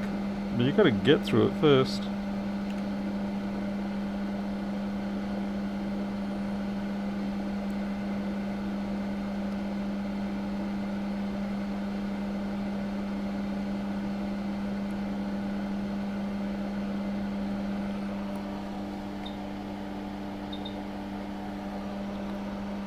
Yeah, Barry West, unfortunately it is painfully like that song.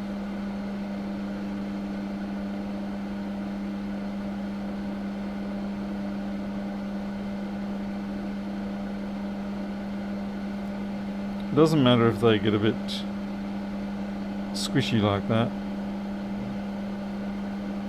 In fact, it's kind of advantageous if they do.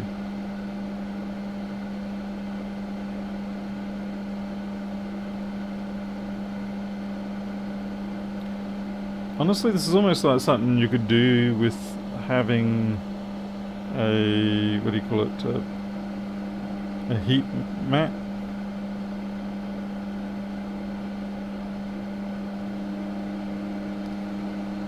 Yeah, you see that one doesn't want to, okay. Oh, it did bounce back. And I've got to be careful touching this chip while it's still in that state, because it will upset the balls.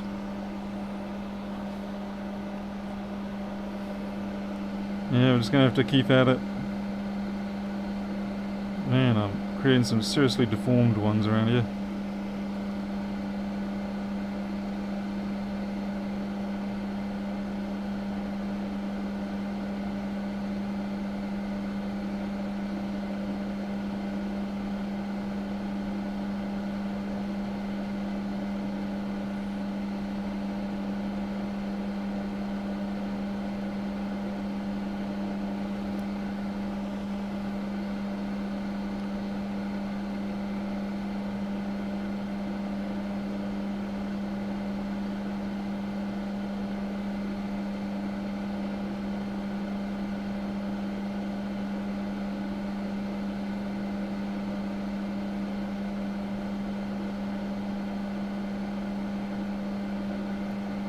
I am deliberately smushing them at this point.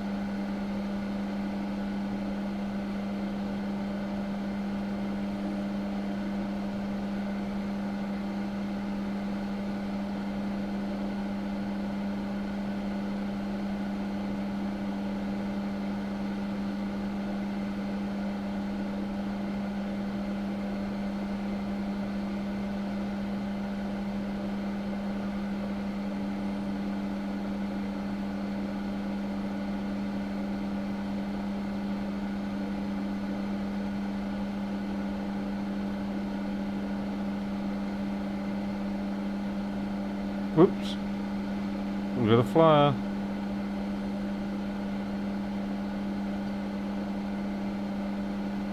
Okay, it's getting to the point where I'm hit it with air too much and I'm oxidizing those pads.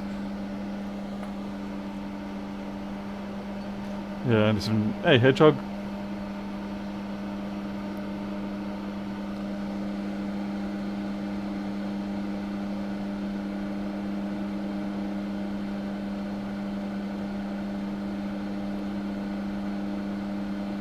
Oh, get away, get away, get away now.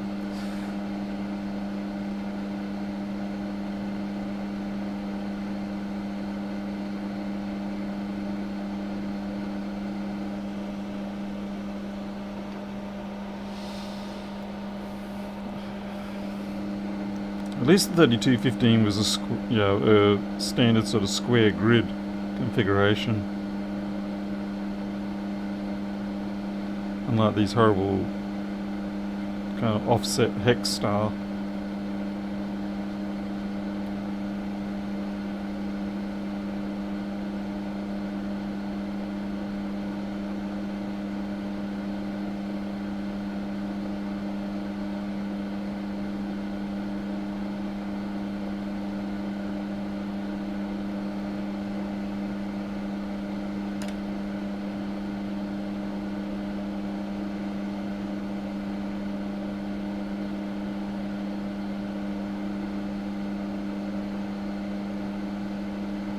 I want 1, not 3.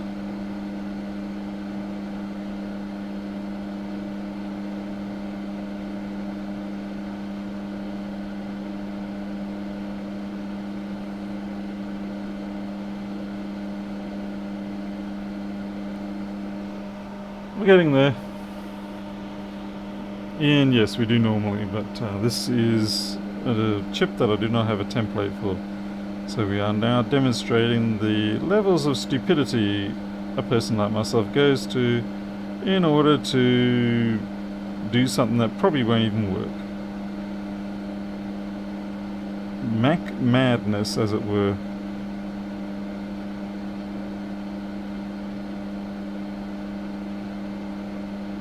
I'm kind of getting the rhythm of it. Like I said, squish and apply, squish and apply. Yeah, we're getting the rhythm.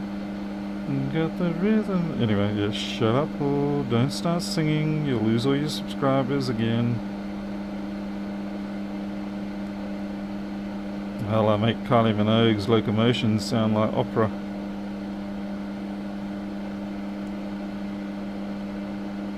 And for people who don't know the Kylie Minogue locomotion, well, you can always go YouTube that sucker.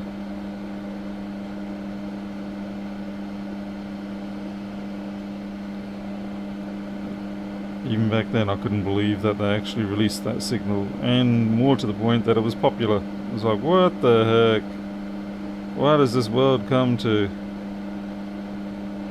People like to get all reminiscent about the 1990s and 80s and stuff like that, and they forget trash like that. Conveniently forget that there were genuine horrors back in the day.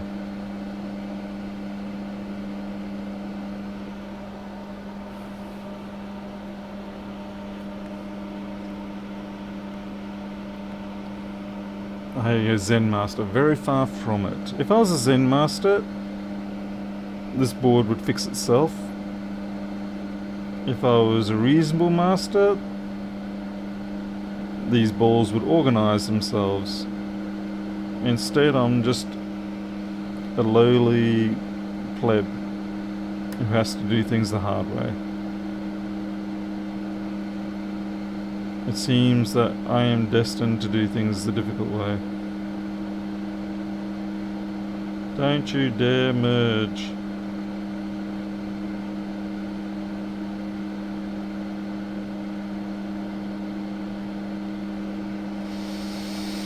Breathe. Everybody's doing a brand new ball now. There. You terrible, terrible people.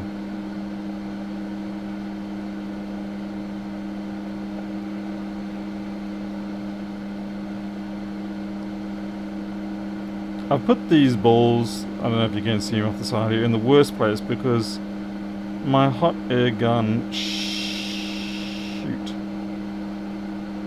my hot air gun runs directly over them when I retract away.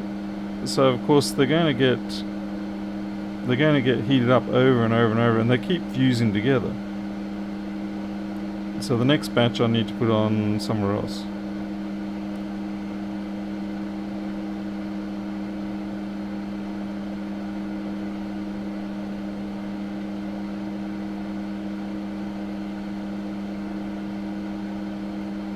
Damn it. This is definitely a good test for your tweezer skills and your tweezers. Because if you don't have half reasonable tweezers, then this will be murderous.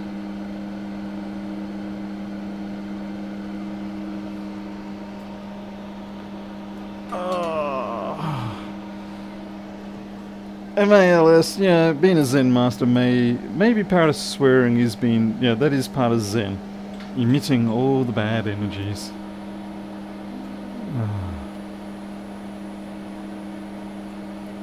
Now, the ultimate state is releasing butterflies to do it all for you. Yeah, James, you're right, it is a rather substantial amount of work for what is likely not going to work.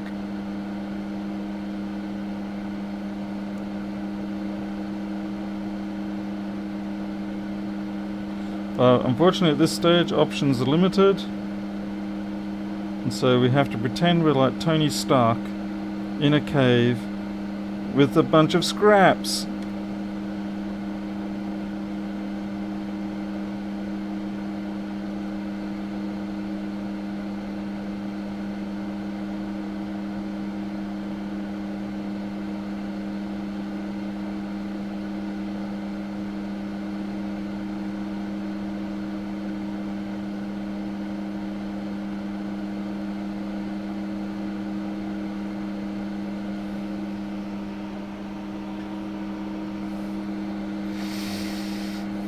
Breathe.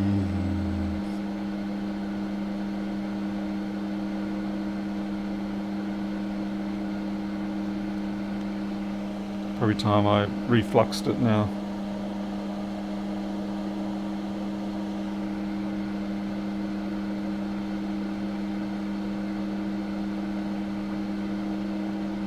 I have no idea where that ball came from, but we'll just put it there.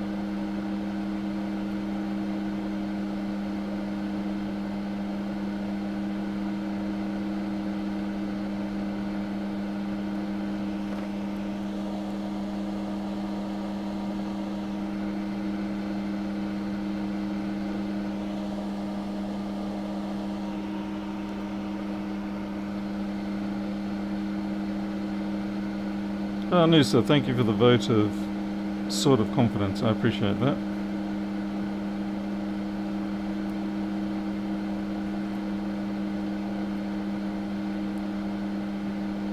Shoot. This is the trouble when you get into this stage and the density is picking up in terms of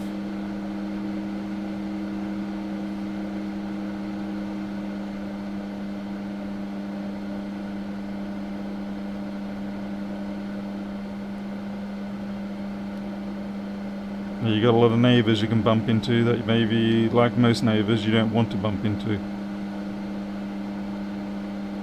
Damn it, I'm creating a lot of H2O and other particles here. Oh, no!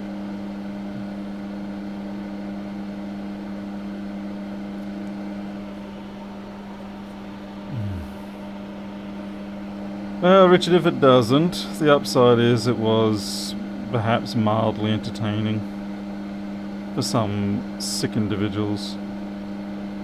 Not myself, but yeah, there are people out there who pay good money for this sort of work out of a vending machine in downtown Japan. Ah, my flippin' finger!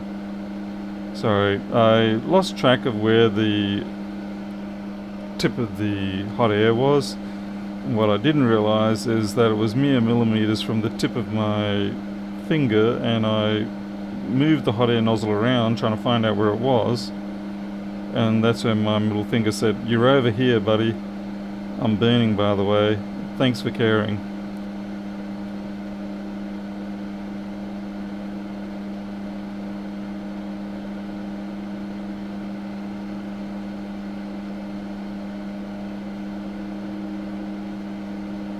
Definitely the squeeze technique does a good job. You squeeze and it stops it sort of like scooting off. Get some double-sided tape. No, I'm not going to. Let me regret it. Let me experience the true disappointment in myself, and then that will give you the chance to experience the true elation of being right.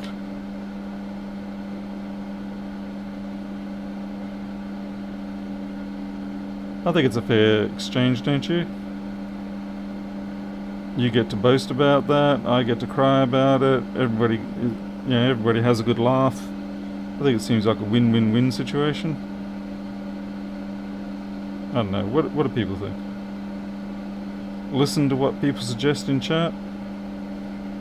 Or ignore them, only to be proven wrong later?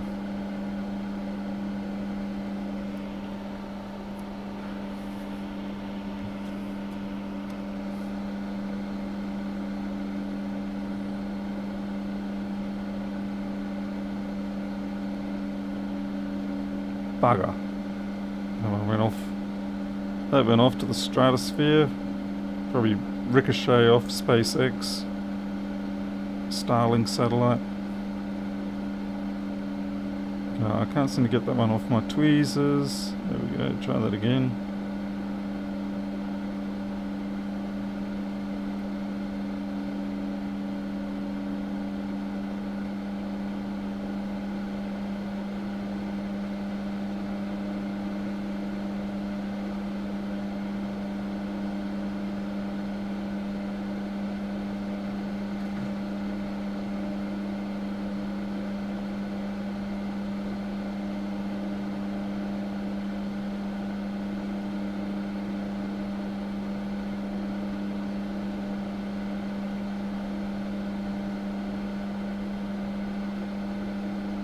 I will admit I don't have the greatest confidence that these 0.25s are all consistent.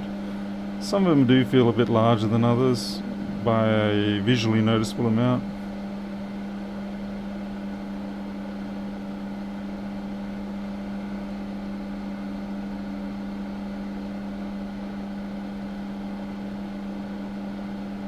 So how many balls are there on this chip?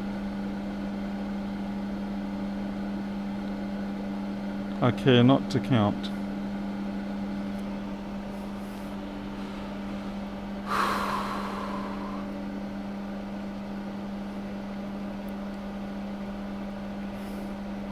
Only 4,000 now to go. Yep, thanks Joseph. Yeah, not many.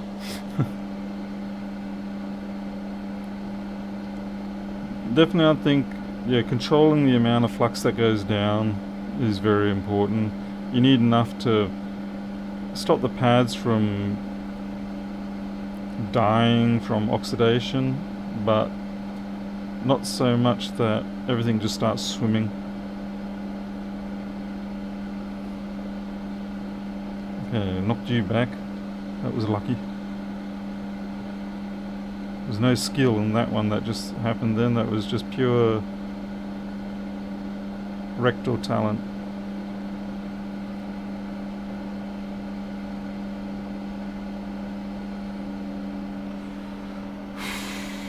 Close to 100, eh? No. See how long it takes for that chip to cool back down to, for the balls to re-solidify? Damn, yeah. I am going to have a hard time getting YouTube to not demonetize this stream.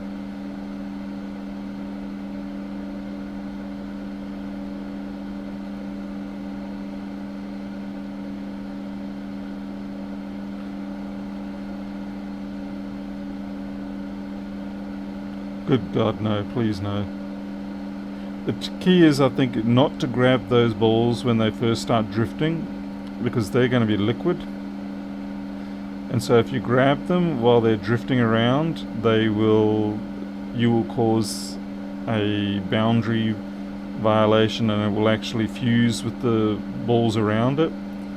Whereas if you just let it float, it will just calm down on its own and re-solidify, and it won't merge with the others. But yeah, if you take a panic approach, it's probably going to just ruin things.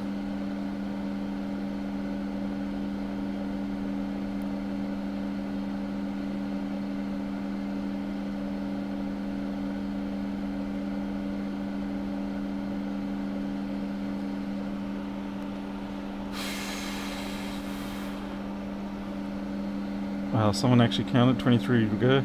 That's crazy.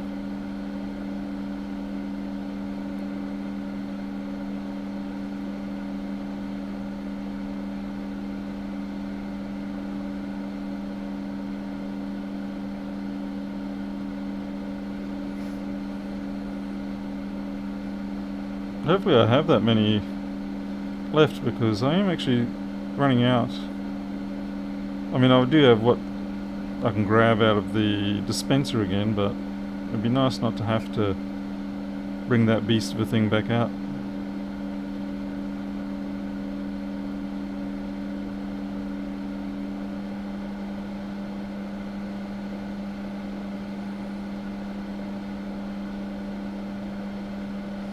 I think also when I do the squeeze thing, I'm sort of simultaneously scratching up the pad a little, which kind of helps it find a break in the surface, which lets it, when we put the flux back on, it lets it bind and reflow properly.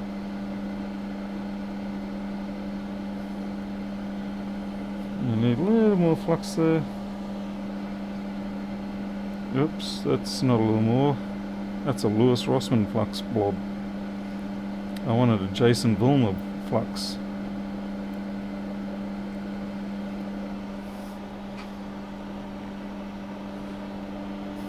Why does that runaway ball look strange? I'm not sure. Are you talking about that one? No. Oh, if I put this in, it's going to be like a 8 times speed up. 2 times would still be too boring. But 8 times, yeah. Damn it, come on, I know you guys are separate. You're just hanging on through unrequited love.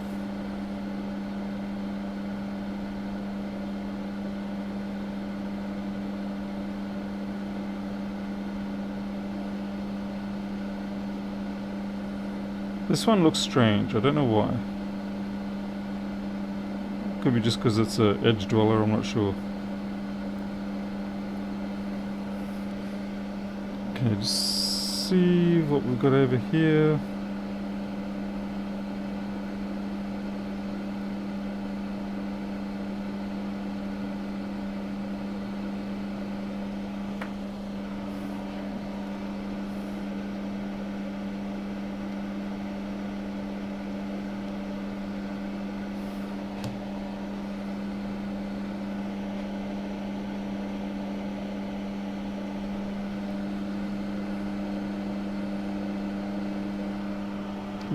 Just have to clean up before we get to the last stage.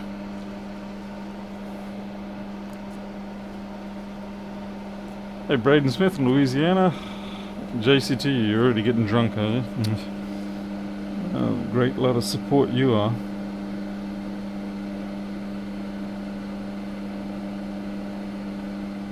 Okay, so now this is how I should have had things arranged originally.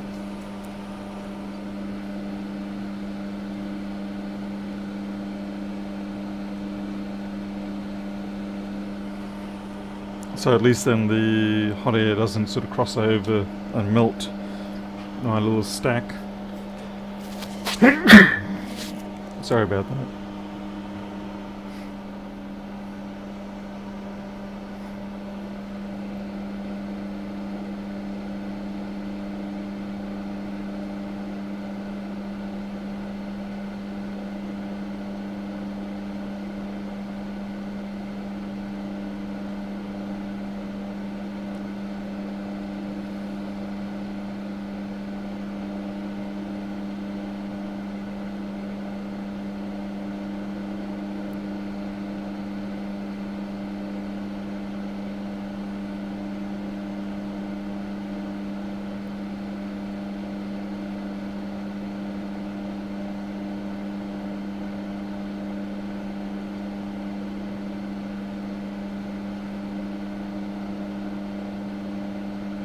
I feel I'm getting a little bit impatient here.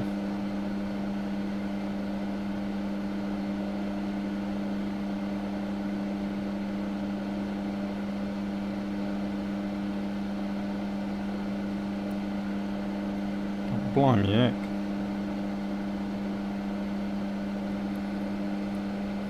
A little more flux.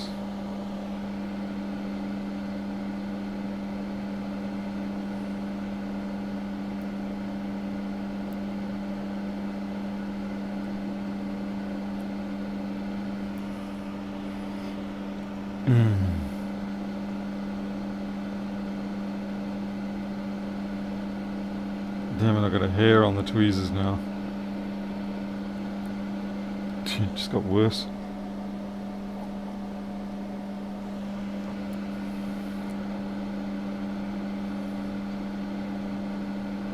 We've already got a ball on the play there, so yeah, I'll have to grab that.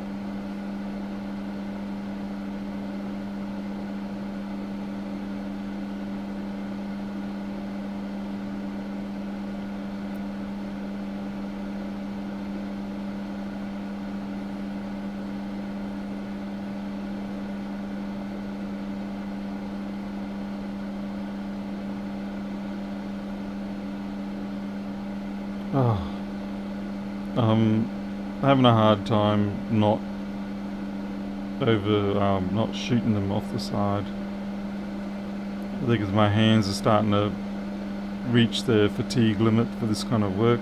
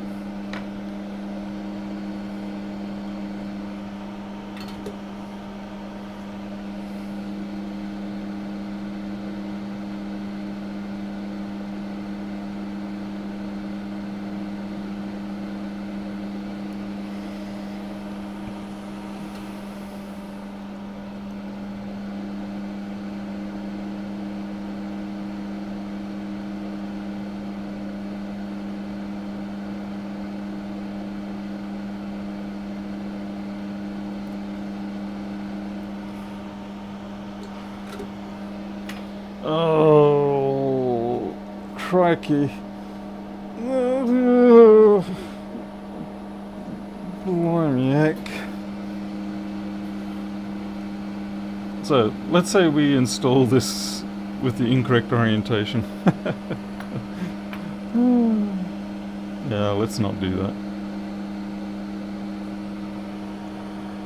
Yeah, I've just got to clean up the mess here. We don't want to leave that lying around. It's very easy for small amounts of solder balls like that to, you know, sort of spread around, and before you know it, you got this issue of lead powder everywhere.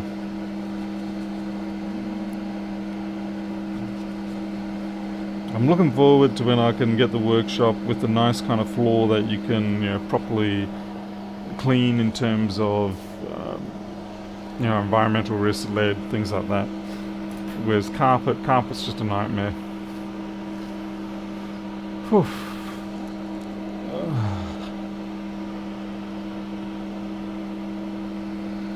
Okay, so there's our destination.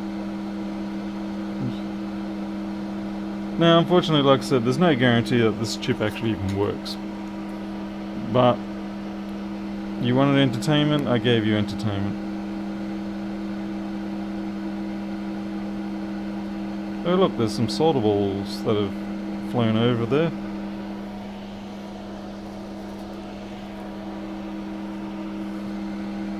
Let's see, so pin 1.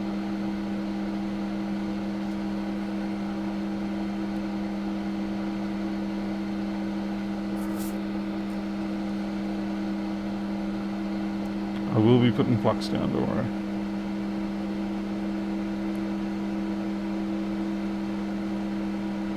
Alright, that looks pretty convincing to me.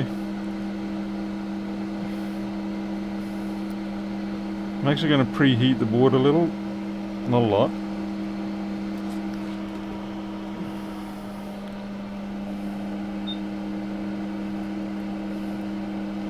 Just so it doesn't take too long for me to get the chip down, so it doesn't have too much chance of squirreling around. This is only the temperature we're using to actually reball it. I do need to jump up and heat a little bit.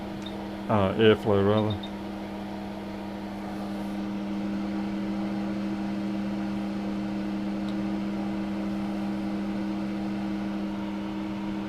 Hey, Mac Genius from Belgium.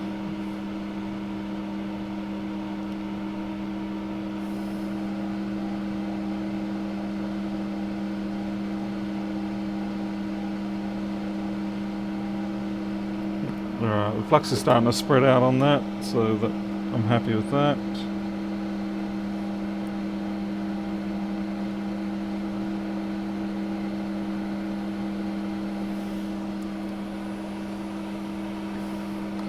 Now, am I sure it's the right way around? Yeah, I'm pretty sure this is it.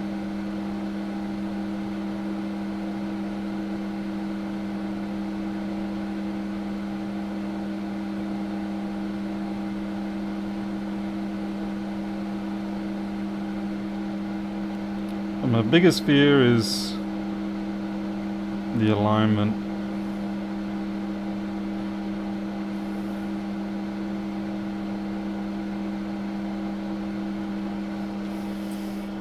Not much I can do.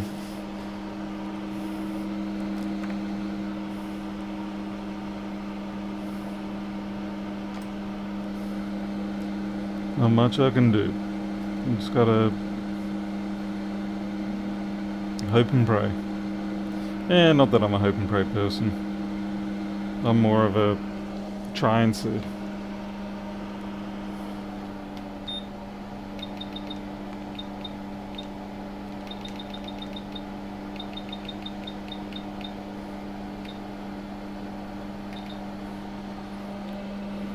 So here we go.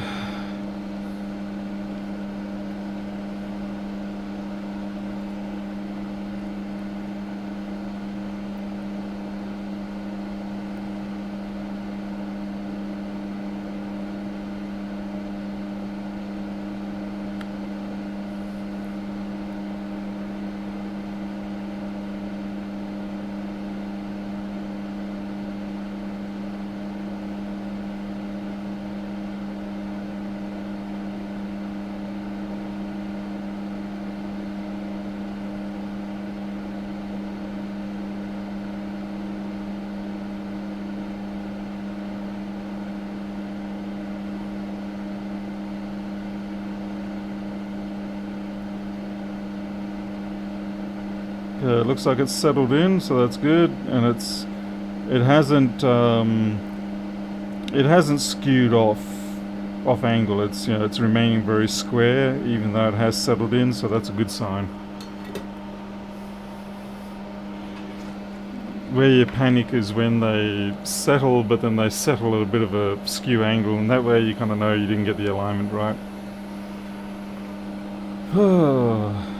Like I said, I am, look, I'll be honest, I am genuinely expecting it's still going to be, unfortunately, 5 volts and still going to boot loop, but that was a completely interesting not.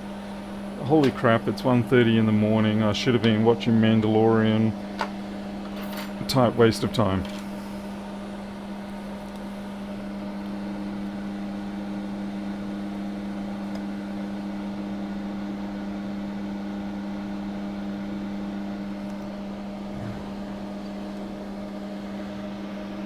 Not to mention I'm supposed to be driving for 5 hours tomorrow.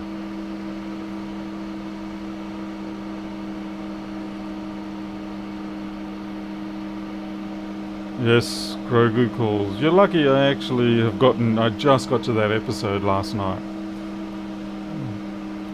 I didn't actually know what the time...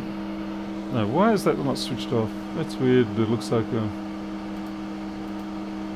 Oh, it is overhead. Huh. I didn't know what time this series was placed in until we got to the Tim Oliphant episode, which was amusing because basically Timothy is playing Timothy. Does the guy ever not play some sort of gunslinger other than maybe in Santa Clarita Diet?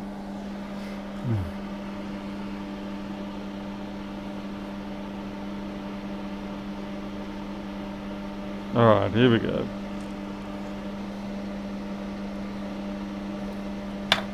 We'll put it into the port that we know we just redid.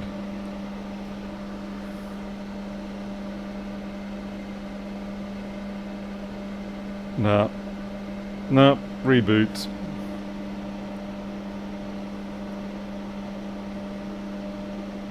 Wah wah wah, as Dave Jones would do. So it would appear the chip itself is damaged. I mean, there could be other factors. I'll check the caps around it and see if any of them are recording a short still. Is battery required? I don't know. Is it on these? I know some of them won't boot, but I'd still expect 20 volts to come up.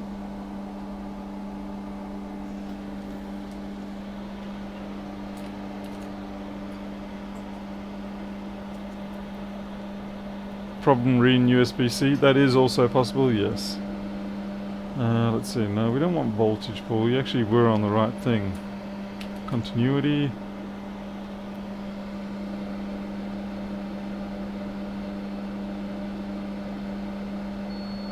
Okay, I can actually hear that.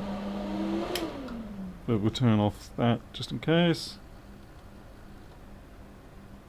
I don't really know which ones I'm measuring, I'm just going to all of them. On the off chance we encounter one. That's a fuse. Yeah, that's right, it's a fuse, buddy.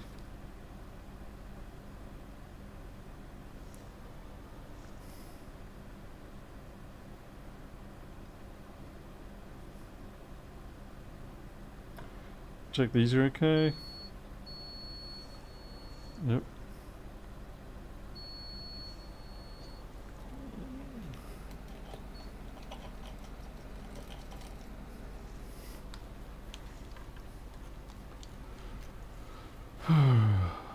Yeah, there's still a lot of corrosion around here. Oh great, that bug from the other night is back.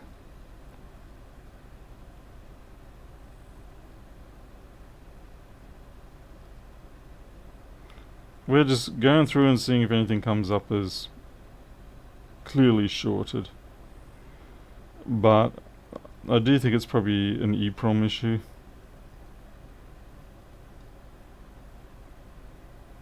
This here could be having problems reading that.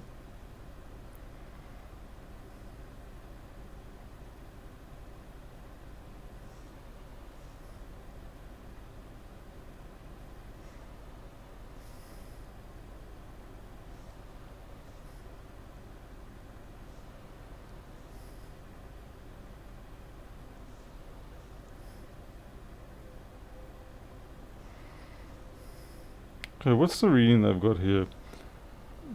So 460 or so. Okay, so that reading's good.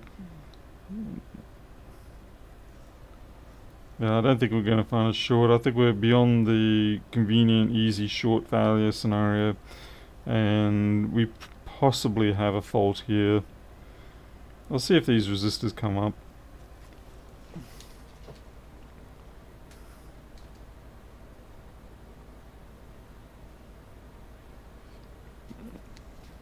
DFU.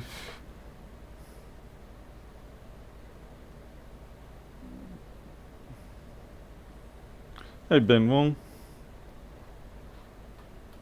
Haven't seen you for months. Welcome back. Do Australians like the British Empire? Some of them. How can I put it? It's 50-50, you know. Some people do like the British Empire. Some of them would be happy to be rid of it. We kind of like. We like to pick and choose, as it were. We'll take the things we like. I think a lot of us got turned off the British Empire after the whole Diana death scenario. That was a bit of a slap in the face for a lot of us.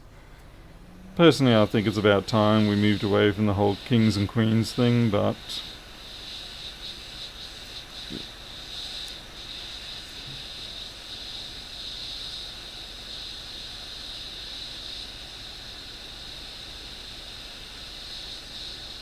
it's pretty close to a 50-50 split in the country.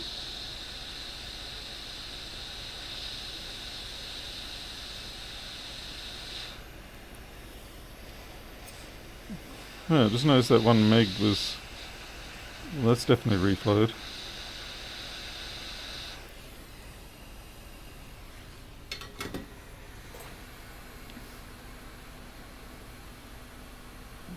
Hey Greg. I do not have the schematic for the 2179. I am looking for it and the board view. If you happen to have it, please don't send it to my email address. Hello S. Okay, so please don't send it to my email address. Hey Paul Gal. So I'm not sure at this point now what we're dealing with. Whether we do have a EEPROM issue, or whether we do actually have a failed 3217. It's unsure. There's a lot of corrosion residue around here. I'm not sure what this chip does. 97 AHV. I have a feeling 4881 is the key. But I noticed it's got a bit of corrosion under it. On the edges. But I don't know if that shouldn't really be playing into it not getting us 20 volts.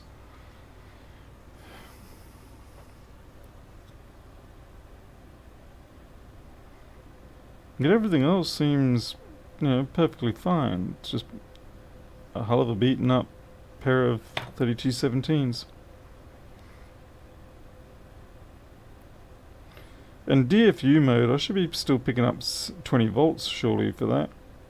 Yeah, low current, but should be 20 volts.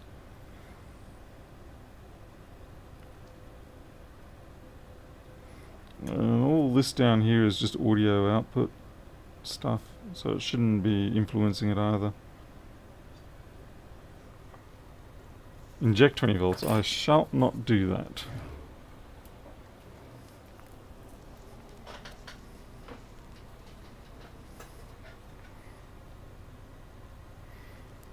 Oh, Ben, well, good to hear you back. It's funny, I've said it a few times now, but it is funny how you don't notice people have gone until they come back. So I'm getting 300 milliamps, and then it reboots.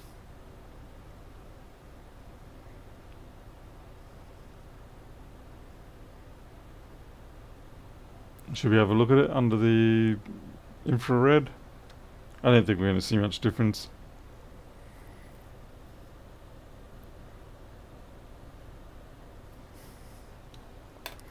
Not to mention the fact that it's actually quite a hot board.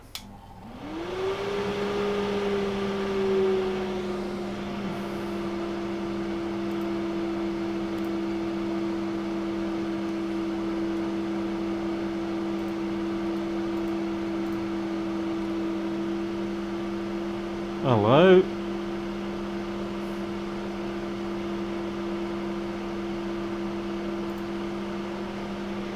Looks like we've got some stuff here, eh? Try to find the attachments.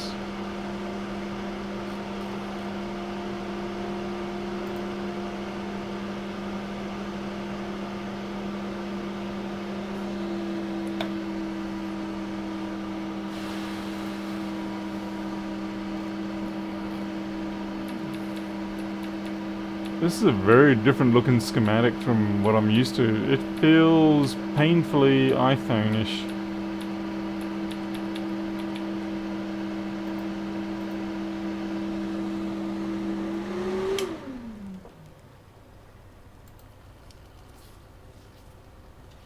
Richard, you see me more than you see your co-workers. Are you under COVID lockdown?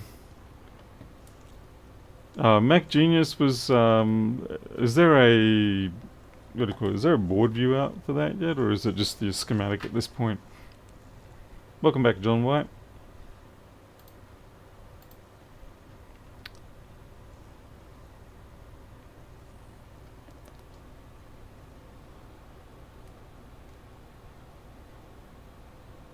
Oh, don't tell me you're going flat. Oh, good. Come on. Turn on. These FLIR cams are notoriously naughty and difficult to... They have a rather obscure behavior when it comes to on, off and sleep states, such that you really can't tell sometimes what they're doing.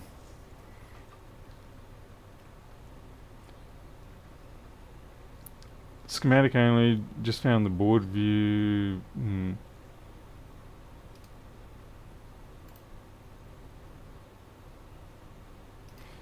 I'm kind of worried that with the shift towards the M1 chips that we're going to lose our usual supply of board views, and that's a big concern to me.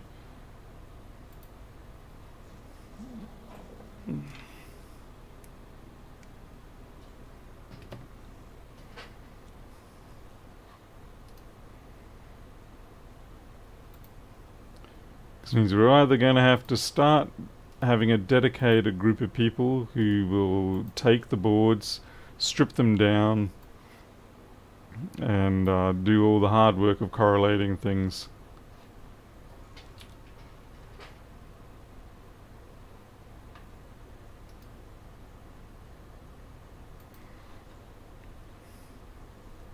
End of the PDF. Oh, okay.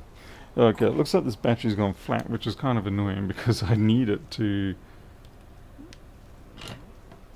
means I have to get the other USB-C brick.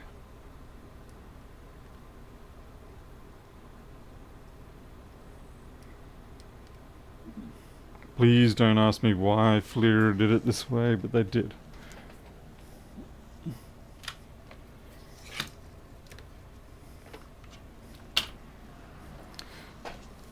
I am genuinely thinking of breaking it open and implementing either a very large battery pack for it or a method of getting external power into it.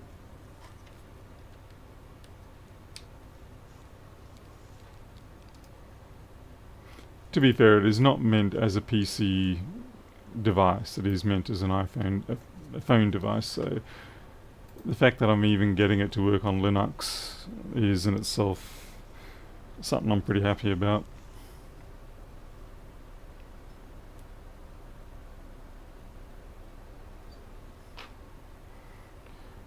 We're going to have trouble here because of the fact that the bench is substantially warmer than the board.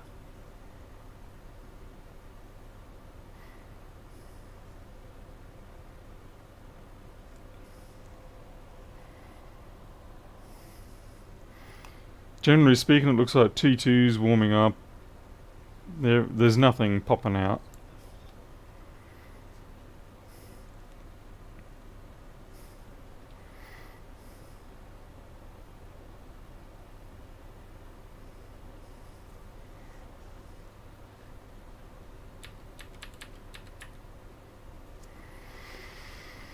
Everything looks entirely normal.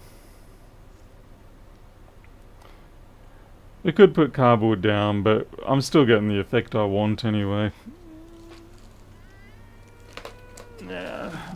Yeah, look, I'll put some cardboard down so that it can stop all the concerns.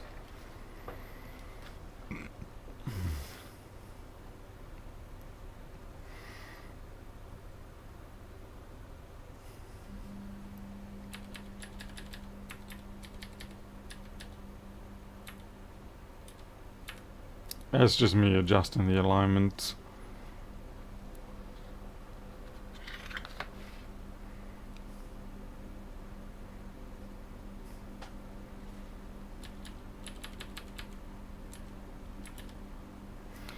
So nothing there jumping out, so at this point I can only imagine that we just need another 3217. I can put it in the ultrasonic and see what happens, but I would say it's just a case of dead 3217s. I mean, the corrosion was right through it. Goodness knows what got shorted out and whatnot, so yeah, we'll leave it be. I think that pretty much ends it for tonight. I'm sorry, didn't work out as planned, or as hoped rather. But I will admit that it was pretty much how I anticipated things would go, given that it was this model. Main processor faulty, yeah. Joseph King, they want money for the board view. Okay, well, I'll send me a link on where it is, and I'll get it. Oh wait, yeah, I need the 1958. Yeah. Alright, I'm out of here. Go get a shower, maybe squeeze in one episode of Mandalorian, get to sleep. Fortunately, my travels don't start until about midday tomorrow, but that's still a struggle for me when you go to bed at 4 o'clock in the morning. So, alright, you all take care, and I will see you tomorrow perhaps, and hopefully we have some more progress news on the home loan as well. So at this stage, we're simply, I've got to send the insurance forms or summary to the bank. They've got to be convinced that I've still got the same sort of financial position, and then I've got to give them a whole lot of money so that the deposit requirement is fulfilled. And then who knows, maybe finally I'll be a homeowner. That'll be really good if I am. Why am I doxing myself? Oh, that's my business address anyway, so it doesn't matter. And that phone number is not mine. Yes, it is. That's all my business details. So it's irrelevant. But thanks for letting me know anyway. Okay, I'm out of here. You all take care.